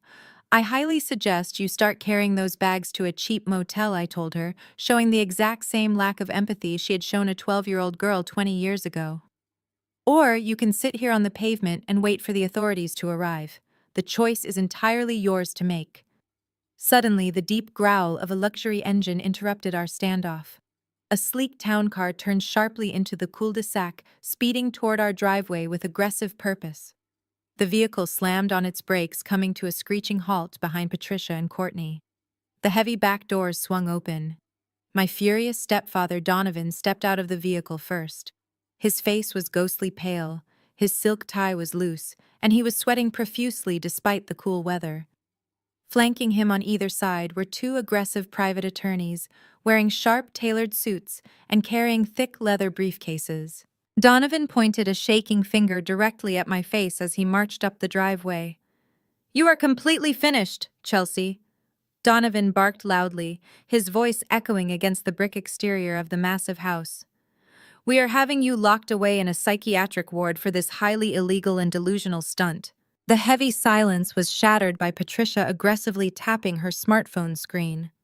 Sitting in the driveway, she ignored her trapped husband. Her fingers moved with wild speed as she pulled up a travel application. "I am not staying here to be humiliated by you," Patricia hissed, her voice shaking with raw panic and fury. "We are leaving this madness right now. I am booking the presidential suite at the Four Seasons until Donovan figures out how to destroy you." She tapped the screen to confirm. A red error message flashed across her phone. "Declined." Patricia let out a frustrated growl, rapidly swiping to a different premium credit card in her digital wallet. She hit confirm. Declined. She tried a third card. Declined. She tried 3 more. Every piece of plastic she owned was instantly rejected. "Why are they declining?" Patricia screamed, shaking her phone violently. "I have limitless credit. This is a technical error." "It is not a technical error, Mother," I stated calmly, crossing my arms. The Financial Crimes Unit flagged every single account associated with Donovan's fraudulent enterprises. Your credit cards are linked to the stolen commercial funds used for your European shopping spree. The banks canceled your lines of credit instantly. You have zero purchasing power. Patricia stared at her useless phone, her chest heaving as the reality of her complete financial destitution sank in. Before she could formulate a response, the heavy sound of diesel engines echoed down the quiet street. Two enormous tow trucks slowly turned into the cul-de-sac, their lights flashing. Courtney, who had been weeping silently beside her ruined luggage, suddenly jolted upright. "What is happening?" Courtney cried out, her eyes widening in fresh terror as the tow trucks reversed precisely into our wide driveway. "Why are they here? Tell them to leave." "They are here to collect my property," I replied, stepping aside as the first tow operator jumped down from his cab. He walked directly toward Courtney's sports car. "You cannot touch my car!" Courtney shrieked, scrambling to her feet and throwing herself across the hood. "Donovan leased this for me as a birthday present. It is in my name. You are stealing my personal property." The tow truck driver stopped looking over his shoulder directly at me. I simply nodded my head. "Actually, Courtney Donovan leased that vehicle using a shell company that defaulted on its payments 3 months ago," I corrected her. "When I acquired his corporate debt, I also purchased the outstanding leases on both your vehicles. You do not own this sports car, and Donovan does not own the SUV he is hiding inside. I own them both, and I am repossessing them right now." The second tow operator casually walked over to Donovan's locked car. Donovan frantically pounded his fists against the tinted glass from the inside, his face purple with rage, but the operator simply attached a heavy winch without making eye contact. Within minutes, the family had been systematically stripped of their home, their stolen wealth, and their mobility. They were completely marooned, exposed for the entire world to see. And the world was definitely watching. Doors opened and several residents stepped out onto their lawns, watching the dramatic downfall. Patricia, who had spent a decade cultivating a flawless image for these exact neighbors, was now literally sitting in the dirt, entirely bankrupt and ruined. The sheer humiliation of having her affluent neighbors witness her absolute destruction finally broke Patricia's mind. The fake crying mother vanished entirely. The desperate, panicked woman completely evaporated. What replaced them was something entirely dark, vicious, and purely evil. Patricia sank deeper into the sharp gravel, ignoring the pain as the small rocks bit into her bare legs. She looked up at me, her eyes burning with an intense, toxic hatred that made the air feel suffocating. If she was going to lose everything she had ever valued, she was going to make absolutely certain that she took my soul down into the dirt, right alongside her. "You think you have won, Patricia," hissed her voice, dropping to a low, venomous register that commanded the attention of everyone standing in the driveway. Agent Vance stood perfectly still on the porch. Even the neighbors seemed to hold their collective breath. "You think you are so brilliant, so powerful?" Patricia continued, a cruel, twisted smile slowly spreading across her face. "You think you finally proved your worth. But you are nothing, Chelsea. You have always been absolutely nothing. And you want to know why I have always treated you like garbage. You want to know why I could never bring myself to love you." I did not flinch. I kept my posture completely rigid, refusing to give her the satisfaction of seeing any weakness. "Enlighten me, Mother," I challenged softly. "It is because of your biological father," Patricia spat out her words, dripping with pure malice. "You spent your entire pathetic childhood crying over a man you thought tragically died. I let you believe he was a good person who was taken from us too soon. I let you hold on to that pathetic fantasy because the truth was far too ugly for your fragile little mind." Patricia laughed, a harsh, grating sound that echoed loudly over the idling diesel engines. "Your father did not die, Chelsea. He ran away. And he did not just run away from our marriage. He ran away from you. But the best part is exactly how I made him do it." My heart slammed painfully against my ribs, but my expression remained an impenetrable mask of stone. I refused to let her see the sudden sharp spike of adrenaline coursing through my veins. "When I met Donovan, He offered me a life of extreme wealth, Patricia revealed proudly, her eyes gleaming with toxic triumph. But Donovan did not want another man's brat ruining his perfect new family. So I went to your biological father. He had just inherited a massive sum of money. I told him that if he did not sign away all of his parental rights and give me half of his inheritance, I would drag him through a vicious, agonizing custody battle that would destroy his reputation. Patricia leaned forward, delivering the final devastating blow with absolute terrifying delight. I blackmailed him into leaving. I took his money to fund my beautiful new life with Donovan, and your father agreed instantly. He paid me an absolute fortune just to never have to look at your face ever again. He abandoned you because you were entirely unlovable, Chelsea. You were a burden to him just like you were a burden to me. He bought his freedom to escape you. The silence that followed her confession was so heavy, it felt almost physical. Agent Vance stared down at Patricia from the porch, his face an expression of complete, unfiltered disgust. The tow truck operators exchanged disturbed glances, clearly sickened by the sheer magnitude of her cruelty. The neighbors standing on their lawns whispered in shocked, horrified tones. Patricia had just publicly confessed to severe extortion and parental alienation, using the destruction of her own child as a weapon of ultimate revenge. She knelt on the gravel, smiling up at me, fully expecting to see my entire world shatter into a million irreparable pieces. She expected me to collapse, to weep, to finally break and surrender under the crushing, suffocating weight of being completely, fundamentally unwanted. My expression darkened. The cold detachment in my eyes hardened into something sharp, dangerous, and entirely unyielding. I looked down at the woman who had brought me into the world, registering the absolute darkness in her soul, and I felt nothing but profound, liberating pity. "You really think that changes anything?" I asked, my voice cutting through the thick silence with icy, unwavering precision. "You think telling me that you are an extortionist somehow makes you the victor today?" I reached into my pocket and pulled out my smartphone. I did not look away from Patricia's confident, malicious smile as I deliberately unlocked the screen. I tapped a contact hit dial and pressed speaker so everyone could hear. The phone rang once. It rang twice. A deep, familiar voice answered the line. "I am here, Chelsea. You can come out now," I said calmly, never breaking eye contact with my mother. Patricia frowned, her triumphant smile faltering slightly as a heavy wave of confusion washed over her features. She looked frantically around the driveway, trying to understand who I was talking to. At the far end of the quiet dead end, a sleek black sedan that had been parked silently in the shadows suddenly flared to life. Its headlights illuminated the dark pavement as it rolled forward, drawing the immediate attention of every single person standing outside. The car smoothly turned into the driveway, pulling up directly behind the tow trucks. The engine died.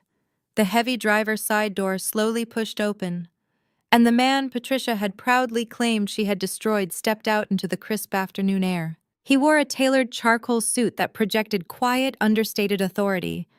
His dark hair was threaded with silver at the temples, and his posture was impeccably straight. He did not look like a man who had been broken, discarded, or chased away by a greedy ex-wife.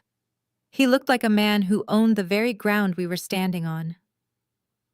Patricia staggered backward, her expensive heels scraping loudly against the gravel driveway. She brought both manicured hands up to her mouth, her eyes bulging as if she had just seen a ghost materialize in the middle of the bright afternoon. She shook her head violently, completely unable to process the physical reality standing mere feet away from her. "It cannot be!" Patricia gasped, her voice barely a ragged breath. "I made sure you were gone forever. I made you sign the legal papers. You have absolutely no right to be here." I stepped down from the porch and walked to his side, linking my arm comfortably through his. He looked down at me with a warmth and genuine pride that Patricia had never once directed my way. "Allow me to formally reintroduce you to Arthur Sterling," I announced very clearly. My voice carried clearly over the loud, idling engines of the heavy tow trucks. "He is a highly successful commercial real estate magnate based out of Seattle. But more importantly, for today's specific agenda, He is the primary silent investor and co-founder of Apex Vanguard Holdings. We have been in active business together for exactly 5 years. Patricia let out a strangled, loud, high-pitched noise. She looked wildly between Arthur and me, the sheer magnitude of her fatal miscalculation finally crashing down upon her shoulders. "You found him," she stammered, pointing a violently trembling finger at us right now today. "You went looking for this pathetic loser behind my back. He completely abandoned you. I told you exactly what he did. You told me a highly curated fairy tale deliberately designed to cover up a felony." Arthur corrected her, his voice a deep, resonant baritone that commanded instant, unwavering respect. He did not raise his voice, but the absolute certainty in his tone made Patricia physically flinch. "You spent 20 years actively convincing Chelsea that she was an unlovable burden.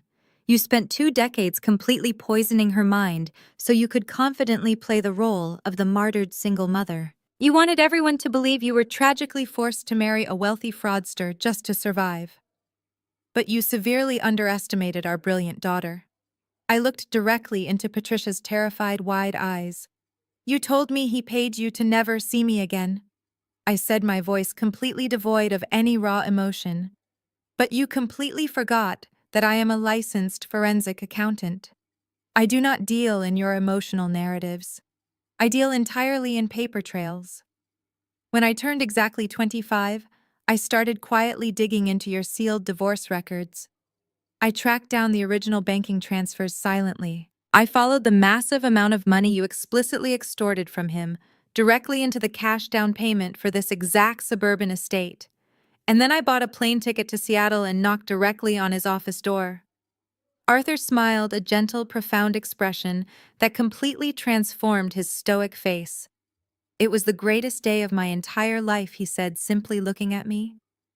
I had spent 15 desperate years hiring expensive private investigators, trying to bypass the vicious legal barricades Patricia had heavily constructed. She had moved away, changed Chelsea's last name, and explicitly threatened me daily. She threatened to file false physical abuse allegations if I ever came within 100 miles of her. When Chelsea walked into my corporate office holding a thick binder full of detailed financial records, I knew immediately she had inherited my mind. We spent the next 5 years building a massive corporate empire together.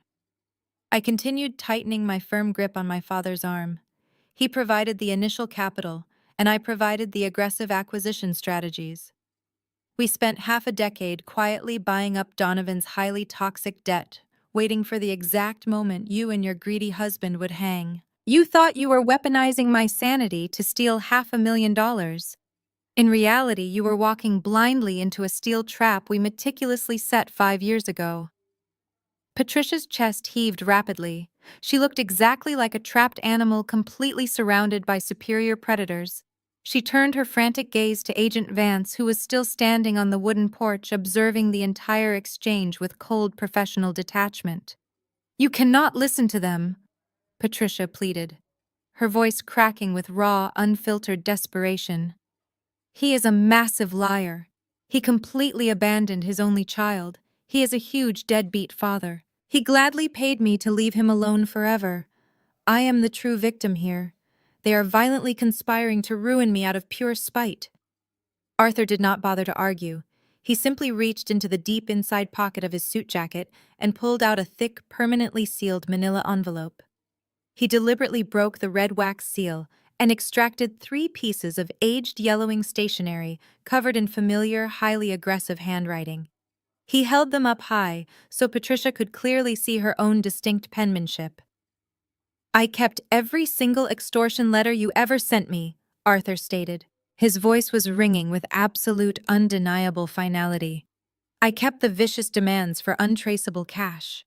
I kept the written threats where you explicitly stated you would heavily drug Chelsea and have her testify to horrific, entirely fabricated abuse if I ever tried to seek joint legal custody. I kept the final signed agreement where you ruthlessly demanded $2 million of my personal inheritance in direct exchange for dropping the false police reports you had already drafted." Patricia let out a loud, horrified gasp, lunging violently forward to physically snatch the letters, but Agent Vance was significantly faster now. He stepped swiftly off the porch and successfully intercepted Arthur, holding out his gloved hand with quiet authority. "I will gladly take those directly into official evidence, sir," Agent Vance said, carefully taking the aged letters and sliding them securely onto his heavy metal clipboard. Extortion and filing false police reports are severe criminal offenses regardless of exactly how much time has passed.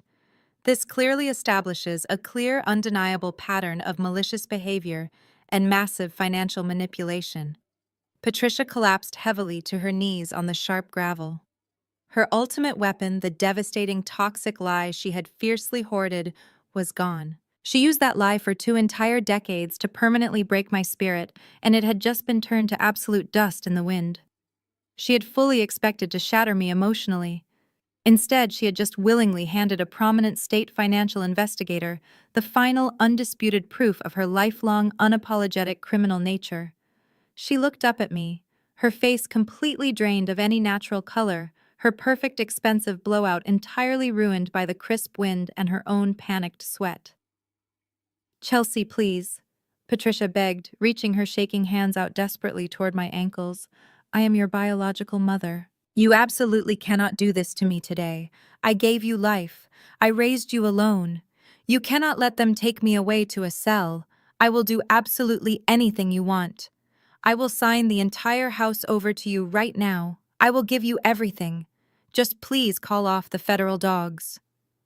I looked down at the pathetic, entirely broken woman currently groveling in the dirt. "You have absolutely nothing left to give me, Patricia," I stated, my voice as cold as absolute zero. "I already own the massive house. I already own the luxury cars. I already own the corporate debt. And I already have my real, genuine family standing right beside me. You are completely bankrupt in every single possible sense of the word." The 2 heavy tow truck operators finally finished safely securing Courtney's expensive sports car and Donovan's locked luxury SUV. The heavy diesel engines revved loudly as the massive steel chains aggressively pulled the expensive vehicles up onto the flatbeds. The harsh screeching of heavy metal on metal loudly echoed down the quiet suburban street, a harsh, undeniable symphony of their total financial ruin. Courtney stood up and watched her car. Her prized birthday present was being hoisted high into the air. The sports car was the only truly valuable asset she had left to her name, her absolute only ticket out of this suburban nightmare. She looked at the rising car, then looked at Patricia sobbing loudly in the dirt, and then looked directly at Agent Vance. The deep survival instinct of a profoundly selfish, highly privileged woman kicked in with absolute terrifying speed. She violently wiped the tears from her pale face and marched directly toward Agent Vance. "I want full legal immunity," Courtney demanded, completely devoid of any lingering familial loyalty. "I will give you everything you need to lock them both away. I have the master passwords to Donovan's encrypted hard drives, and I know where Patricia hid the forged medical documents." Patricia let out a sound that was more of a dying wheeze than a gasp. She remained on her knees in the gravel, her neck snapping to stare at her golden child. For 30 years, Patricia had worshipped Courtney, catered to her every whim, and destroyed my childhood just to ensure she never shared the spotlight. Now, watching her daughter eagerly barter her freedom for their mutual destruction, Patricia looked as though someone had ripped her heart out. Courtney did not even look down at the woman who had sacrificed everything for her. She kept her frantic eyes locked entirely on Agent Vance. "I am completely serious," Courtney insisted. "I was never the mastermind behind this. I am a victim of their toxic manipulation. Patricia and Donovan forced me to participate. They told me that if I did not help them secure that commercial loan, Donovan would lose the house and I would have to move into a cheap apartment. I was terrified, but I knew they were going down, so I kept my own independent records of absolutely everything they did." "Courtney, what are you doing?" Patricia finally screamed, her voice cracking into pure, absolute panic. "I am your mother. I gave you everything. I bought you that car. I paid for your luxurious vacations. I protected you from the consequences of every single mistake you ever made. You cannot turn on me." We are supposed to survive this together. We are not a team, Courtney shrieked back with a look of pure disgust. You dragged me into a federal conspiracy, you idiot. You promised me a foolproof plan to steal Chelsea's money and failed miserably. You completely ruined my life. I am not spending my youth wearing a bright orange jumpsuit just because you and Donovan were too incredibly stupid to successfully pull off basic identity theft. I am not letting you drag me down with your sinking ship.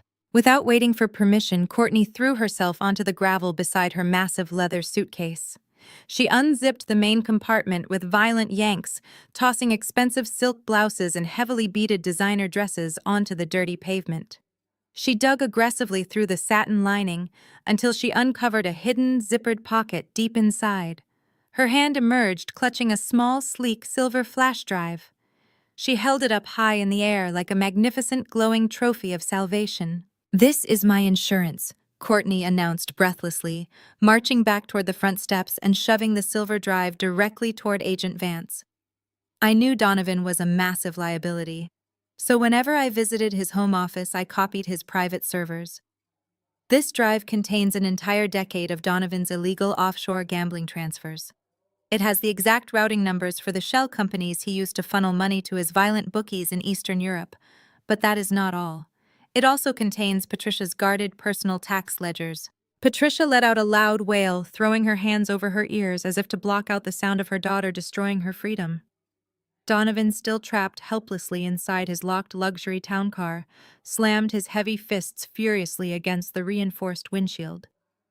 He could clearly see Courtney holding the flash drive, and his face twisted into a mask of pure homicidal rage. He had spent years meticulously hiding his financial crimes, only to have his spoiled stepdaughter hand the definitive evidence over to an investigator. She has been dodging federal taxes for 15 years, Courtney continued very rapidly. Patricia funneled millions of dollars of her extortion money and Donovan's stolen corporate funds through fake charitable foundations.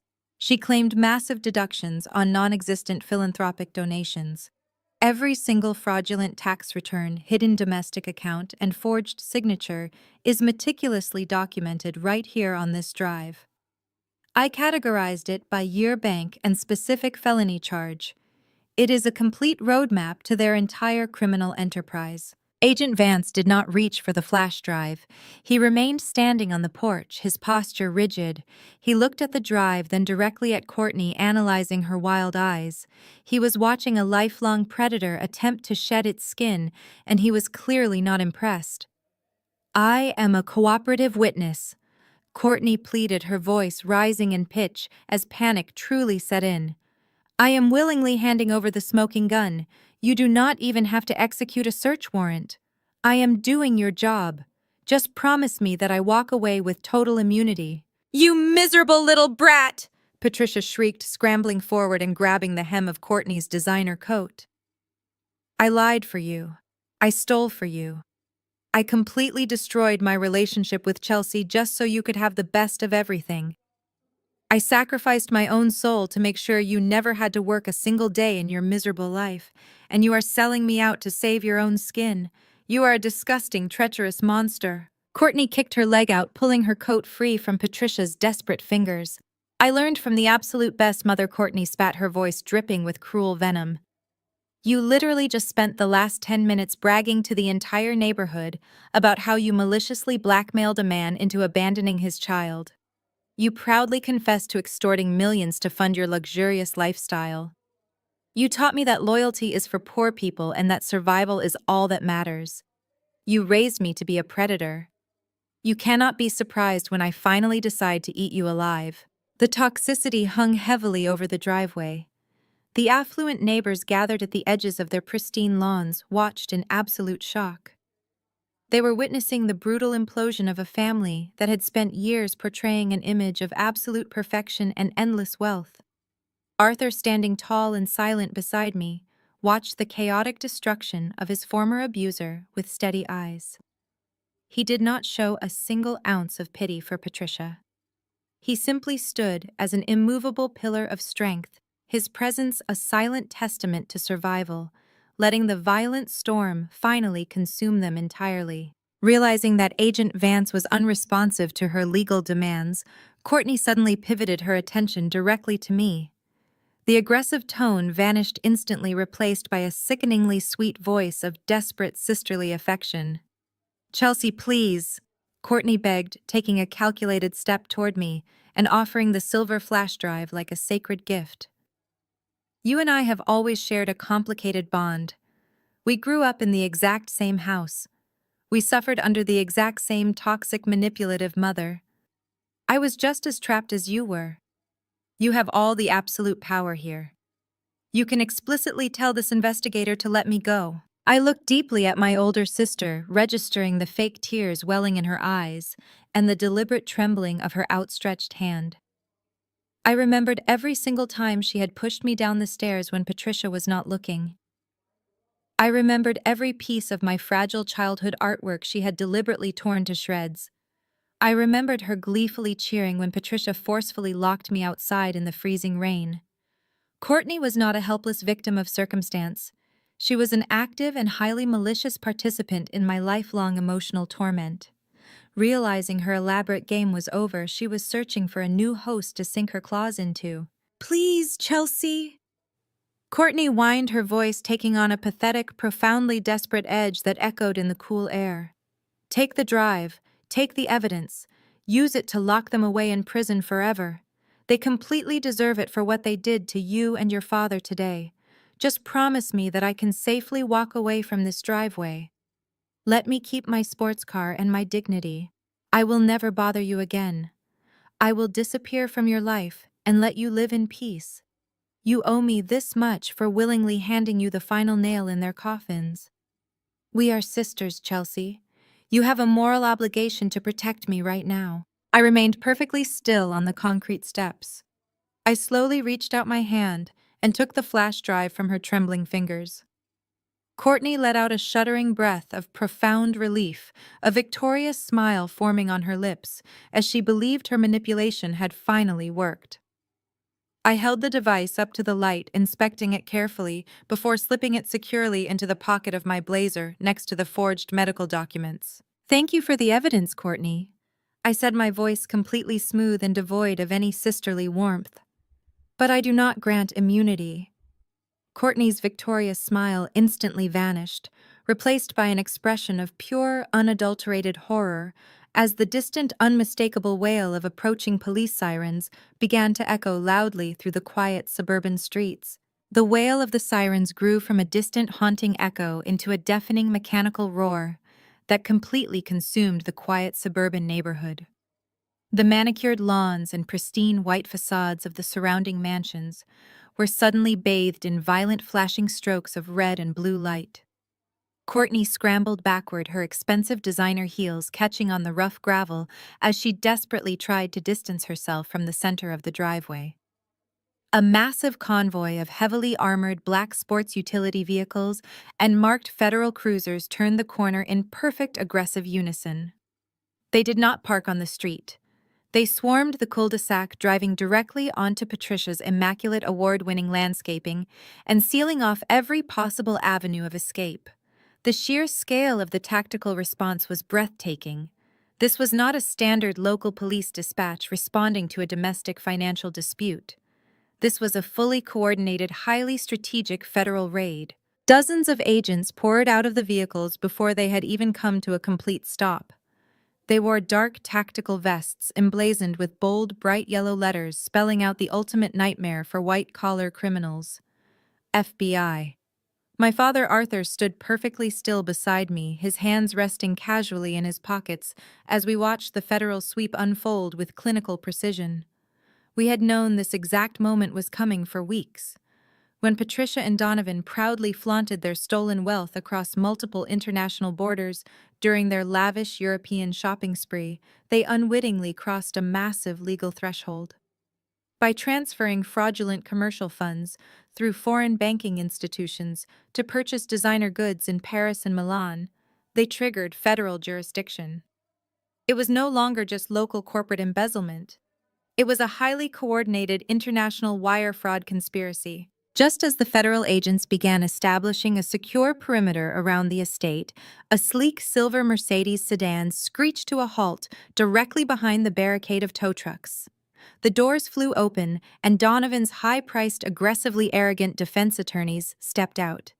They had been summoned by Donovan during his frantic phone calls from inside his locked vehicle, presumably arriving to threaten Agent Vance with a barrage of civil lawsuits. But the moment the lead attorney, a tall man in a bespoke pinstripe suit, registered the yellow FBI lettering and the sheer volume of heavily armed federal personnel, he stopped dead in his tracks. He looked at the massive tactical presence, looked at Patricia weeping hysterically in the dirt, and then looked directly at the lead federal agent marching up the driveway. The attorney literally threw his hands up into the air in a gesture of complete immediate surrender. "We are formally withdrawing our legal representation," the attorney shouted, his voice cracking with pure cowardice as he aggressively shoved his briefcase back into the Mercedes. "We have absolutely no involvement with these individuals. As of this exact second, we resign." The attorneys scrambled back into their vehicle and sped away, leaving their wealthy clients completely undefended and utterly abandoned. Agent Vance stepped down from the porch, handing the thick folder of original extortion letters directly to the lead FBI agent. The two men exchanged a brief professional nod before turning their collective attention to Donovan's locked luxury SUV. The tow truck operators had paused their winches, stepping back to allow the federal agents to work. Donovan was still trapped inside the leather interior, his face pressed against the tinted glass, his eyes wide with a feral, terrifying panic. He frantically pushed the electronic lock buttons, refusing to open the doors, trapping himself in a mobile steel cage. The lead FBI agent did not bother negotiating. He simply raised a heavy tactical baton and shattered the driver's side window with one brutal, decisive strike. Tempered glass exploded inward, raining down over Donovan's expensive suit. Two federal agents immediately reached through the shattered window, unlocking the door from the inside and ripping it open. They grabbed Donovan by the collar of his tailored jacket and dragged him violently out of the vehicle. The powerful corporate executive hit the gravel driveway hard, scraping his hands and knees as he was forcefully pinned face down against the pavement.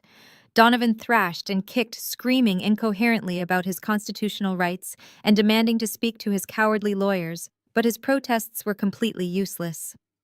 A pair of heavy steel handcuffs clicked shut around his wrists, with a sharp, terrifying finality. "Donovan Sterling, you are under federal arrest," the lead agent announced, his voice booming over the chaos with absolute authority.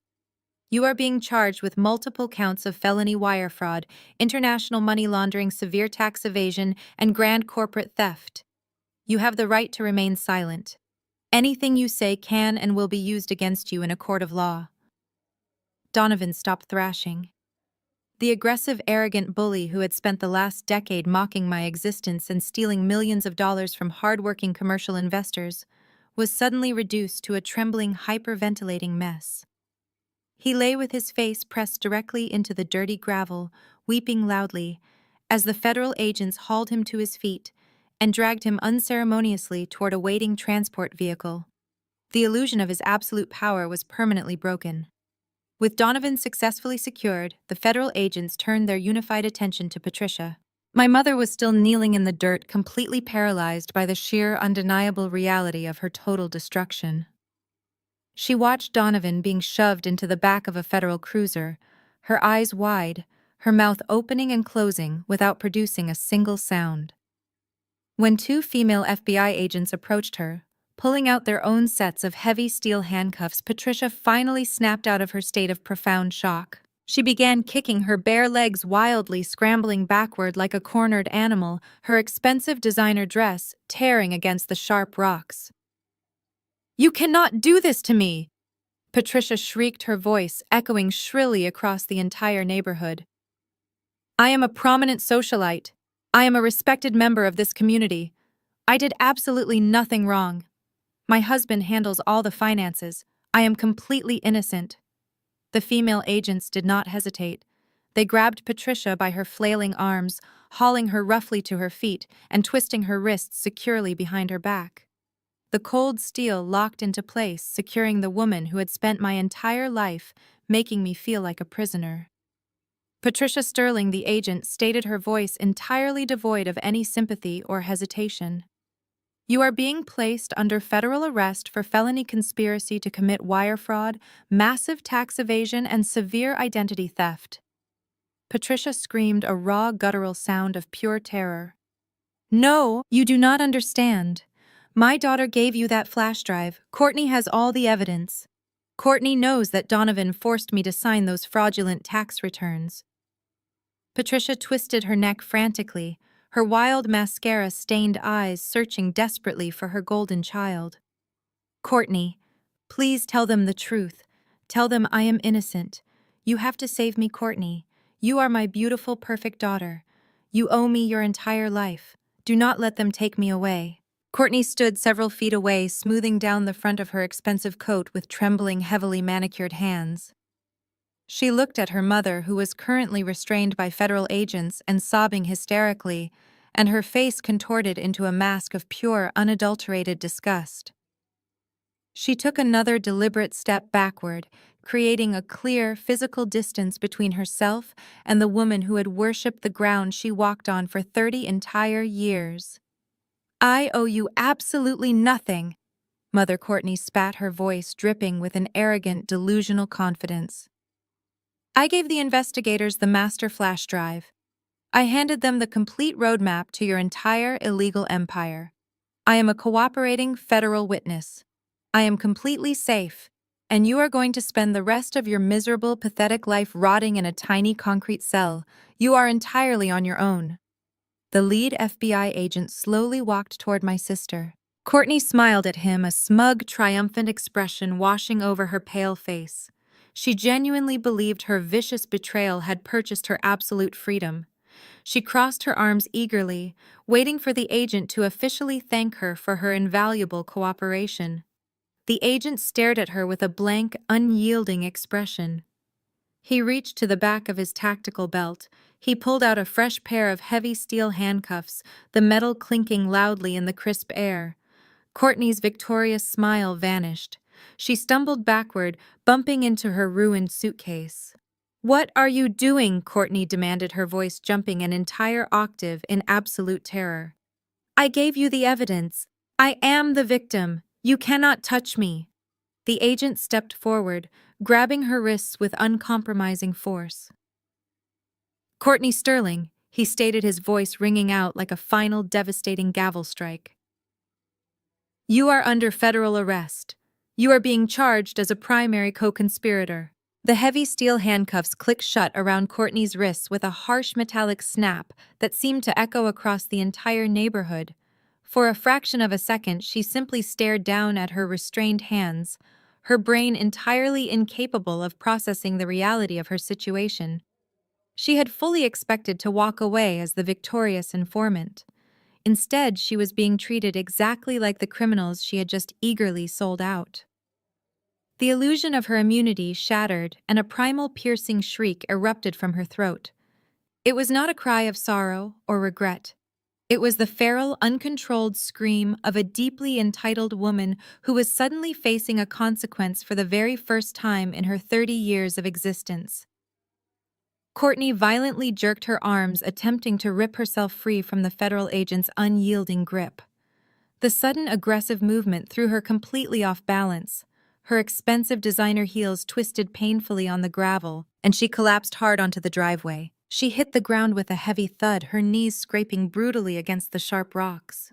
The pristine, cream-colored silk of her imported coat tore, instantly absorbing the dark dirt and oil stains permanently embedded in the pavement.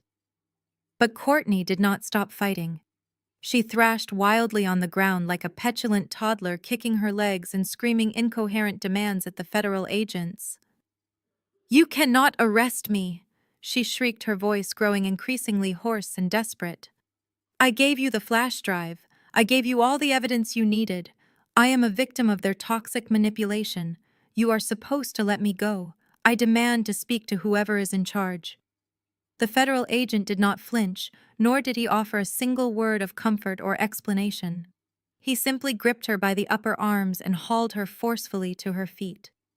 The beautiful, untouchable golden child was now covered in grime, her makeup smeared across her tear-stained face, her dignity completely obliterated. The affluent neighbors standing on the edges of their perfectly manicured lawns watched the spectacle in absolute horrified silence.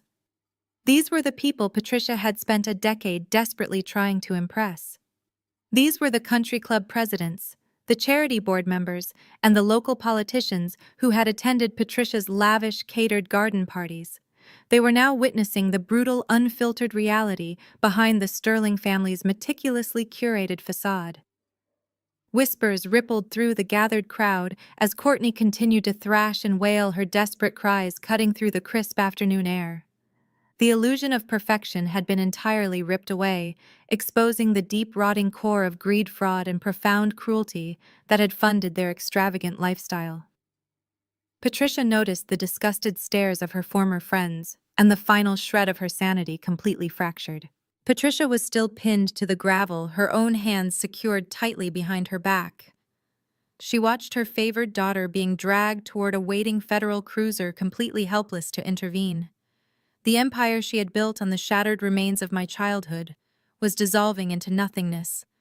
Panic, absolute and consuming, finally overtook her manufactured pride. She twisted her body, ignoring the restraining grip of the female agents holding her arms, and turned her wild, bloodshot eyes directly toward me. I stood on the bottom step of the porch, my father Arthur standing as an immovable pillar of strength right beside me. We watched the destruction with cold, clinical detachment. "Chelsea, please," Patricia wailed, the sound tearing from her throat with a pathetic, agonizing desperation. "You have to stop this. Tell them to stop this right now. I am your mother. You came from my body. You cannot just stand there and let them lock me away in a cage." She dragged her knees across the sharp gravel, trying desperately to close the physical distance between us, but the federal agents held her firmly in place. "I did what I had to do to survive." Patricia sobbed, her voice breaking as tears carved dirty tracks down her pale face. "I wanted a better life. I wanted security. I know I made terrible mistakes, but you have your revenge now. You took the house, you took the cars, you completely humiliated me in front of everyone I know. Is that not enough for you? You have to call them off, Chelsea. Please, I am begging you. Show some mercy. I am your flesh and blood. You owe me your life. If you have a single ounce of compassion in your heart, you will tell them to let me go." I did not move a single muscle. My posture remained completely rigid, my expression an unyielding mask of stone. I looked down at the sobbing, broken woman who had spent my entire existence actively trying to extinguish my spirit. I felt the comforting, steady warmth of my father's presence beside me, a profound reminder of the genuine love and protection Patricia had maliciously stolen from me for 2 decades. The air between us grew thick and heavy, charged with the electric weight of a 20-year reckoning. Mercy. I repeated the word, rolling off my tongue with a chilling, absolute precision. My voice was not loud, but it carried clearly over the idling engines and the distant wail of sirens. You are looking at me right now, begging for mercy, because you are facing the direct legal consequences of your own criminal actions. You want me to save you from a prison cell that you built with your own 2 hands. I took one slow, deliberate step forward, descending onto the gravel driveway. I stared directly into Patricia's terrified, wide eyes, ensuring she heard every single syllable I spoke. "Where was your mercy when I was 12 years old?" I asked, my voice dropping to a low, dangerous register that made her physically shrink backward. "Where was your mercy when you locked me outside in the freezing rain for hours, just because I accidentally dropped a glass in your pristine kitchen? Where was your mercy when you told me daily that I was an unlovable burden who ruined your life? Where was your mercy when you viciously extorted my father, actively forcing him out of my life, and then spent 20 years watching me cry over a man I thought was dead? You did not show me mercy, Patricia. You showed me absolute unapologetic cruelty. You taught me that family is just a biological accident and that survival requires complete, unwavering ruthlessness." I paused, letting the heavy, suffocating truth of my words sink deeply into her fractured mind. You are not my mother. I stated the finality in my tone, echoing like a heavy gavel striking solid wood. You are merely the woman who gave birth to me. You traded your title as a mother the moment you decided my suffering was an acceptable price to pay for your luxurious lifestyle. You traded your daughter for a mansion, a fake socialite status, and a criminal husband. Now the bill has finally come due. The federal government is simply collecting the principal with interest.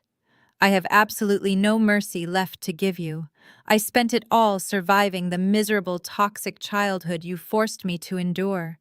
You are going exactly where you belong. Patricia stared up at me, her mouth hanging open in stunned, horrified silence. The last desperate sliver of hope vanished entirely from her eyes, replaced by the crushing, absolute certainty of her permanent ruin. She let out a soft, pathetic whimper, her entire body sagging in total defeat. She finally realized that the obedient, terrified little girl she had abused for decades was completely gone, replaced by a formidable, unyielding adversary she could never manipulate again. The two female federal agents hauled Patricia roughly to her feet. She did not fight them. She did not scream or thrash like Courtney. Her spirit was completely broken. She hung her head in total shame as they marched her toward the waiting transport vehicle, parading her past the horrified, whispering neighbors she had once tried so desperately to impress. Across the driveway, Donovan was loaded into a separate, heavily armored federal cruiser. His expensive suit was covered in dirt and sharp shards of shattered glass. He looked small, pathetic, and entirely stripped of the arrogant corporate power he had wielded like a club for 15 years. Courtney was fighting until the bitter end, sobbing loudly and kicking her ruined designer heels against the side of the police vehicle. The federal agents forcefully shoved her into the cramped back seat without hesitation. The heavy metal door slammed shut instantly, silencing her hysterical tantrum behind thick glass. The three abusers were stripped of their dignity and their stolen wealth. It was finally over. The police cruisers pull away, leaving Chelsea and her father standing alone in front of the massive, now empty estate. Chelsea turns to the house, but she isn't finished yet. The flashing red and blue lights faded into the distance, taking the chaotic noise of the federal raid with them. A profound, heavy silence settled over the manicured cul-de-sac.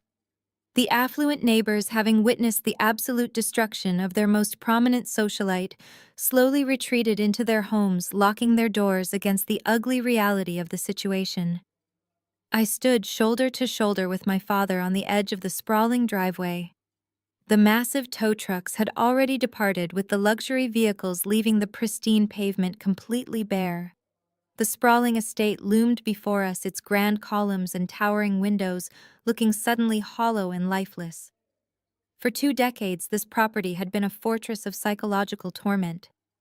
Now it was just an empty shell of brick and glass, stripped of its power and its venom. I turned my gaze away from the empty street and looked directly at the massive mahogany front doors. The federal agents had left the entrance slightly ajar after completing their initial sweep of the premises. "I am not quite finished here," I said, my voice steady and resolute in the quiet afternoon air. Arthur nodded understandingly. He did not ask questions or urge me to leave. He simply offered his arm again, a silent, unwavering pillar of support. Together we walked up the stone steps and pushed the heavy wooden doors open, stepping into the cavernous foyer. The silence inside the mansion was absolute. Without Patricia loudly barking orders at the domestic staff, without Courtney whining about her latest perceived slight, and without Donovan loudly boasting on business calls, the house felt entirely different. It felt like a tomb. We walked slowly through the grand living room. The expensive velvet sofas and imported silk rugs remained exactly where they had been placed, but they looked entirely pathetic now. The carefully curated displays of wealth were nothing more than props in a deeply tragic, fraudulent play. I ran my fingers lightly over the back of a carved dining chair, feeling a profound sense of detachment. I used to hide in this pantry during their lavish dinner parties. I recalled softly, my voice echoing slightly in the vast empty space. Patricia would tell her wealthy friends that I was studying abroad at a prestigious boarding school because she was entirely too embarrassed to let them see me in my second-hand clothes. She said I ruined the aesthetic of her perfect new life. Arthur stopped walking and turned to face me. His dark eyes, so similar to my own, were filled with a deep, sorrowful understanding. He reached out and gently placed both of his hands on my shoulders. She was a hollow, broken woman who desperately tried to fill her empty soul with stolen money and fabricated status, Arthur said, his voice rumbling with quiet intensity. She could not comprehend your brilliance because you represented everything she lacked. You possess genuine substance, Chelsea. You have an incredible mind, a relentless drive, and a heart that survived a freezing environment without turning to ice. You were never a stain on her aesthetic. You were a blinding light that completely exposed her shadows. Hearing those words from the man Patricia had viciously painted as a monster felt like a physical weight lifting from my chest. For 30 years, I had carried the heavy, suffocating burden of believing I was fundamentally flawed and entirely unwanted. Patricia had meticulously crafted a narrative where I was a burden, a mistake, a child discarded by a father who found her too difficult to love. Standing here now, surrounded by the silent ruins of her criminal empire, I felt those deep, agonizing wounds finally cauterize. The toxic poison she had injected into my veins was completely neutralized by the undeniable reality of the present moment. I had not just survived her abuse. I had systematically dismantled her entire world. We continued our walk through the sprawling first floor, our footsteps echoing against the imported Italian marble. We passed the expansive home theater, the formal sitting rooms, and the grand library where Donovan had orchestrated his massive commercial real estate frauds. Every single room held a bitter memory, a sharp insult, or a cold rejection. But the power those memories once held over me had completely evaporated. I was walking through a museum of my own past, completely detached from the exhibits. "What exactly are your plans for this property?" Arthur asked, gesturing around the opulent space. "As the primary stakeholder in Apex Vanguard Holdings, you now possess the deed free and clear. You could sell it on the luxury market for a significant immediate profit. The location alone is highly desirable for this specific tax bracket."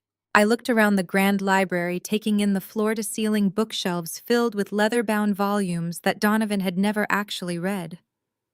I shook my head, a small, genuine smile forming on my lips. "I am not putting this property on the luxury market," I explained, my tone shifting from reflective to entirely professional.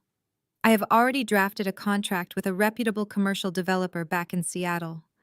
I am selling the entire estate to them at a significantly reduced rate, with one specific non-negotiable contingency built into the transfer of the deed." Arthur raised an eyebrow, clearly intrigued by my strategic pivot. "And what exactly is that contingency?" "Total demolition," I stated, feeling a profound sense of satisfaction wash over me. "The developer is going to bring in heavy machinery and level this entire mansion to the ground. They are going to tear up the marble floors, rip down the grand columns, and completely pulverize the foundation. They are going to wipe this toxic legacy off the map entirely." Arthur chuckled, a deep, rich sound of genuine appreciation. "I see. A complete and total eradication. And what will they build in its place? Another set of luxury condominiums?" "No," I replied, my smile widening. "The developer is partnering with a local nonprofit organization. They are utilizing this prime real estate to construct a comprehensive community outreach center. It will feature accessible counseling services, financial literacy programs for disadvantaged youth, and a safe shelter for teenagers navigating abusive domestic situations. I am taking the physical monument to Patricia's greed and transforming it into a permanent resource for survival and education." Arthur looked at me, his chest swelling with undeniable, overwhelming pride. It was a stark, brilliant contrast to the performative, highly conditional affection Patricia had occasionally offered when she needed something. Patricia's love was a weapon constantly wielded to manipulate, control, and demean. Arthur's pride was a steady, unshakable foundation. He did not care about the optics or the social standing. He cared entirely about my character and my relentless pursuit of absolute justice. "That is a brilliant, highly commendable strategy," Arthur said, clapping me warmly on the shoulder. "You are taking the darkest chapter of your life and rewriting the ending to serve the public good. You have not just defeated them, Chelsea. You have completely transcended them. We stood together in the center of the grand library, sharing a moment of profound, quiet victory. The air in the house no longer felt oppressive or heavy. It felt entirely clear. The ghosts of my childhood trauma had been forcefully evicted, replaced by the solid, undeniable reality of my current success. I was the co-founder of a massive financial firm. I had orchestrated a brilliant, entirely legal corporate takeover. I had reunited with the father who loved me deeply, and I had personally ensured that the three people who dedicated their lives to destroying me would spend the rest of their days rotting in federal prison. The victory was absolute. The justice was entirely complete. I glanced at my watch, noting the time. "We have a flight back to Seattle in 3 hours," I noted, turning toward the hallway. "The acquisition team is expecting us in the boardroom tomorrow morning to finalize the integration of Donovan's remaining clean assets into the Apex Vanguard portfolio. We have a massive amount of corporate restructuring to oversee." "Indeed we do," Arthur agreed easily, matching my professional stride as we walked out of the library. "The market waits for no one, and I believe we have a highly lucrative quarter ahead of us now that the dead weight has been officially severed." We walked back through the grand foyer, the afternoon sun streaming through the massive glass doors, casting long, bright beams across the marble floor. I felt a tremendous sense of momentum propelling me forward. The past was officially closed. The future was entirely mine to command. But as we reached the front doors, I paused, holding my hand up to stop my father. "Give me just one more minute," I said, turning back toward the interior of the house. "There is one final piece of business I need to handle before we leave this place forever." Arthur nodded patiently, stepping out onto the porch to wait in the crisp air. I turned and walked deliberately down the long hallway, my footsteps steady and purposeful. I bypassed the formal dining room and stepped into the massive, sprawling gourmet kitchen. The space was immaculate, featuring top-of-the-line stainless steel appliances, custom cabinetry, and a massive, gleaming white marble island that dominated the center of the room. This was the exact spot where Patricia would stand every morning, sipping her expensive coffee while verbally dissecting my appearance, my intelligence, and my inherent worth. I walked directly to the center of the marble island. The house was completely silent around me, devoid of any lingering threat. I reached into the inside pocket of my tailored blazer and pulled out my sleek leather-bound checkbook. I retrieved a silver pen from my other pocket. I clicked the pen open, the sound sharp in the empty room. I opened the checkbook and flattened it against the cold marble surface. I did not hesitate. I filled out the date, my handwriting sharp and precise. I moved to the payee line and wrote Patricia Sterling. I moved down to the payment amount box. I did not write out a large vindictive sum. I did not write a theatrical taunting message. I kept it entirely factual, perfectly reflecting the absolute undeniable reality of her current situation. I wrote out the numerical amount, $200.00. On the memo line at the bottom corner of the crisp paper, I wrote a simple direct message. For the Uber ride. I signed my name with the sharp, decisive flourish. I carefully tore the check from the binding, the sound of the ripping paper echoing softly against the custom tile backsplash. I placed the check squarely in the exact center of the gleaming marble island, ensuring it was the very first thing anyone would see when they entered the room. I placed a heavy crystal salt shaker directly on top of the paper, pinning it firmly in place so the air conditioning would not blow it away. I stood back and looked at the single piece of paper resting on the massive, expensive counter. It was the exact amount of money Patricia had callously shoved into my trembling hands at Gate 24 when I was 15 years old. It was the exact price she had placed on my worth as a human being. It was the ultimate, undeniable symbol of her cruel, unapologetic abandonment. Now it was her entire net worth. I turned my back on the kitchen, leaving the check resting silently on the stone. I walked down the hallway, my head held high, my posture perfectly straight. I stepped out through the front doors, joining my father on the porch.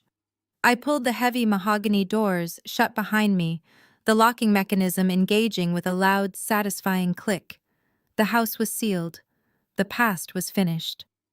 "Let us go home," I said, walking down the steps toward the waiting car. Arthur smiled, falling into step beside me. "Let us go home," he agreed. We got into the waiting sedan, the doors closing securely, shutting out the quiet suburban street. The driver shifted the car into gear, and we drove away from the massive empty estate, never looking back in the rearview mirror. The toxic legacy was completely eradicated. The absolute justice had been served. The brilliant, unapologetic future had officially begun. The sterile, windowless holding facility was a far cry from the sprawling, meticulously curated estate Patricia had occupied for 2 decades. The air here tasted perpetually of industrial disinfectant and stale recycled oxygen.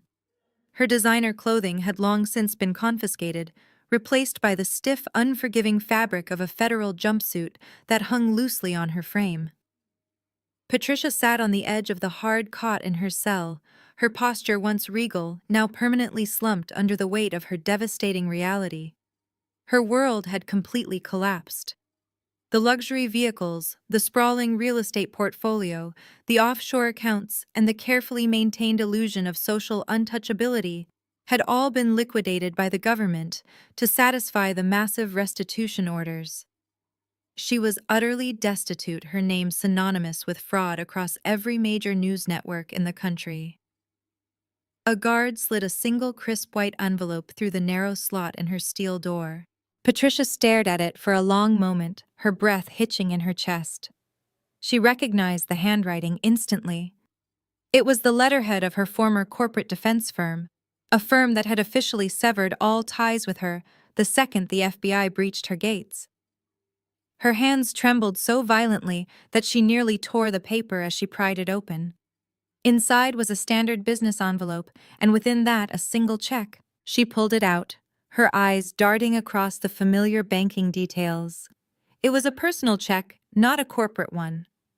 She traced the signature line with a frantic finger. It was Chelsea's. Patricia's heart leaped with a sickening, delusional surge of hope. Perhaps this was a secret stash of money Chelsea had hidden away. Perhaps this was a lifeline, a way to hire a different caliber of attorney, a way to bribe a guard, a way to bribe her way out of this nightmare. She stared at the amount box, squinting, as her vision blurred from the dim lighting and the sheer intensity of her desperate anticipation. It was not a fortune. It was not a secret account. It was written for exactly $30.00. Patricia felt the blood drain from her face, leaving her lightheaded and gasping for air. Beneath the check was a small cream-colored piece of stationery. The note was brief, written in that same sharp, unyielding script. It read, "For the commissary. Don't answer the door. Chelsea." Patricia stared at the check, then at the note, and then back at the check. The sheer calculated cruelty of the gesture hit her with more force than the original arrest. $30. It was an amount so pathetically specific, so insultingly small, that it was a clear declaration of her current social and economic standing. It was the amount Chelsea had deemed sufficient for her mother to purchase a few ramen packets or a tube of toothpaste from the prison store. It was the ultimate final dismissal. In the adjacent holding wing, Donovan and Courtney were receiving their own reminders of the new order. Donovan had been largely non-communicative since the day of the raid, his once imposing frame reduced to a hunched, broken silhouette. The reality of his decades of fraud was settling in with every day that passed. He knew the federal sentencing guidelines. He knew the offshore gambling connections would be pursued by dangerous interests who were far less forgiving than the legal system. Courtney, meanwhile, had not stopped her frantic, high-pitched sobbing since the moment the cell door slammed shut. She had spent the last 3 months filing endless, useless motions demanding total immunity, blaming her mother for every single crime and insisting that the flash drive evidence was obtained through illegal coercion. Her delusions of grandeur were eroding in real time. She had expected to be the protected witness, not a convicted felon sharing a cell with individuals who viewed her entitlement as an invitation for violence. They were each entirely trapped, stripped of the stolen wealth that had defined their existence, and isolated from the influence they had wielded like a weapon. The $30 check was not just a donation for the commissary. It was a digital and psychological lock on the door. 3 months later, I sat in the sprawling, minimalist living room of my new penthouse in downtown Seattle. The space was an expansive, open-concept masterpiece of glass, steel, and warm, reclaimed oak. It was entirely different from the sterile, gilded cages I had been forced to live in as a child. There were no columns, no gaudy gold leaf, and no suffocating sense of artifice. I sat in an ergonomic leather chair, looking out through the floor-to-ceiling windows that offered a panoramic, unobstructed view of the city skyline as the sun began to dip below the horizon. The vibrant, pulsating energy of the city hummed far beneath me, a constant reminder of the life I had built on my own terms. My father Arthur walked into the room carrying 2 cups of fresh coffee. He placed one on the side table beside me and sat in the chair opposite, his expression content and deeply peaceful. We had spent the last 90 days working side by side in the boardroom, finalizing the corporate restructuring of Apex Vanguard Holdings and ensuring that every single asset Donovan had funneled away was accounted for and redirected to legitimate channels. "It is remarkable," Arthur said, looking out at the glittering lights as the buildings began to glow against the darkening sky.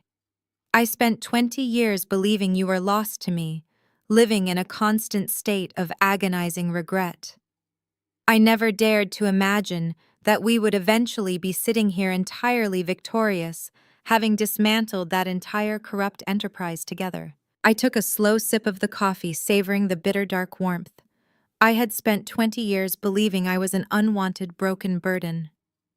I had spent 2 decades waiting for a rescue that I eventually had to provide for myself. I did not need the rescue anymore. I had the victory. I turned to look at my father, feeling a deep, steady sense of connection that felt entirely earned, not merely given. "They were not just trying to steal our money," I reminded him. "They were trying to steal our history. They were trying to erase the very memory of who we were so they could play out their fantasy of being the perfect, wealthy family." Arthur nodded, his jaw set in a line of iron. "And that is exactly why they are currently facing the absolute totality of the law. They are not coming back, Chelsea. They are entirely gone. The mansion is being leveled next week, and the community center is breaking ground by the end of the month. The transformation is complete." I looked back out at the city. My professional reputation was stronger than it had ever been. My firm was the most respected, feared, and successful venture capital group in the region. The legal fallout from the Sterling fraud case had sent shockwaves through the financial industry, and I had become the public face of corporate integrity and ruthless, unyielding accountability. I had effectively used the very system Patricia had tried to weaponize against me, and I had utilized it to ensure she and her accomplices were entirely neutralized. There was no lingering fear. There was no lurking anxiety about what Patricia might do next.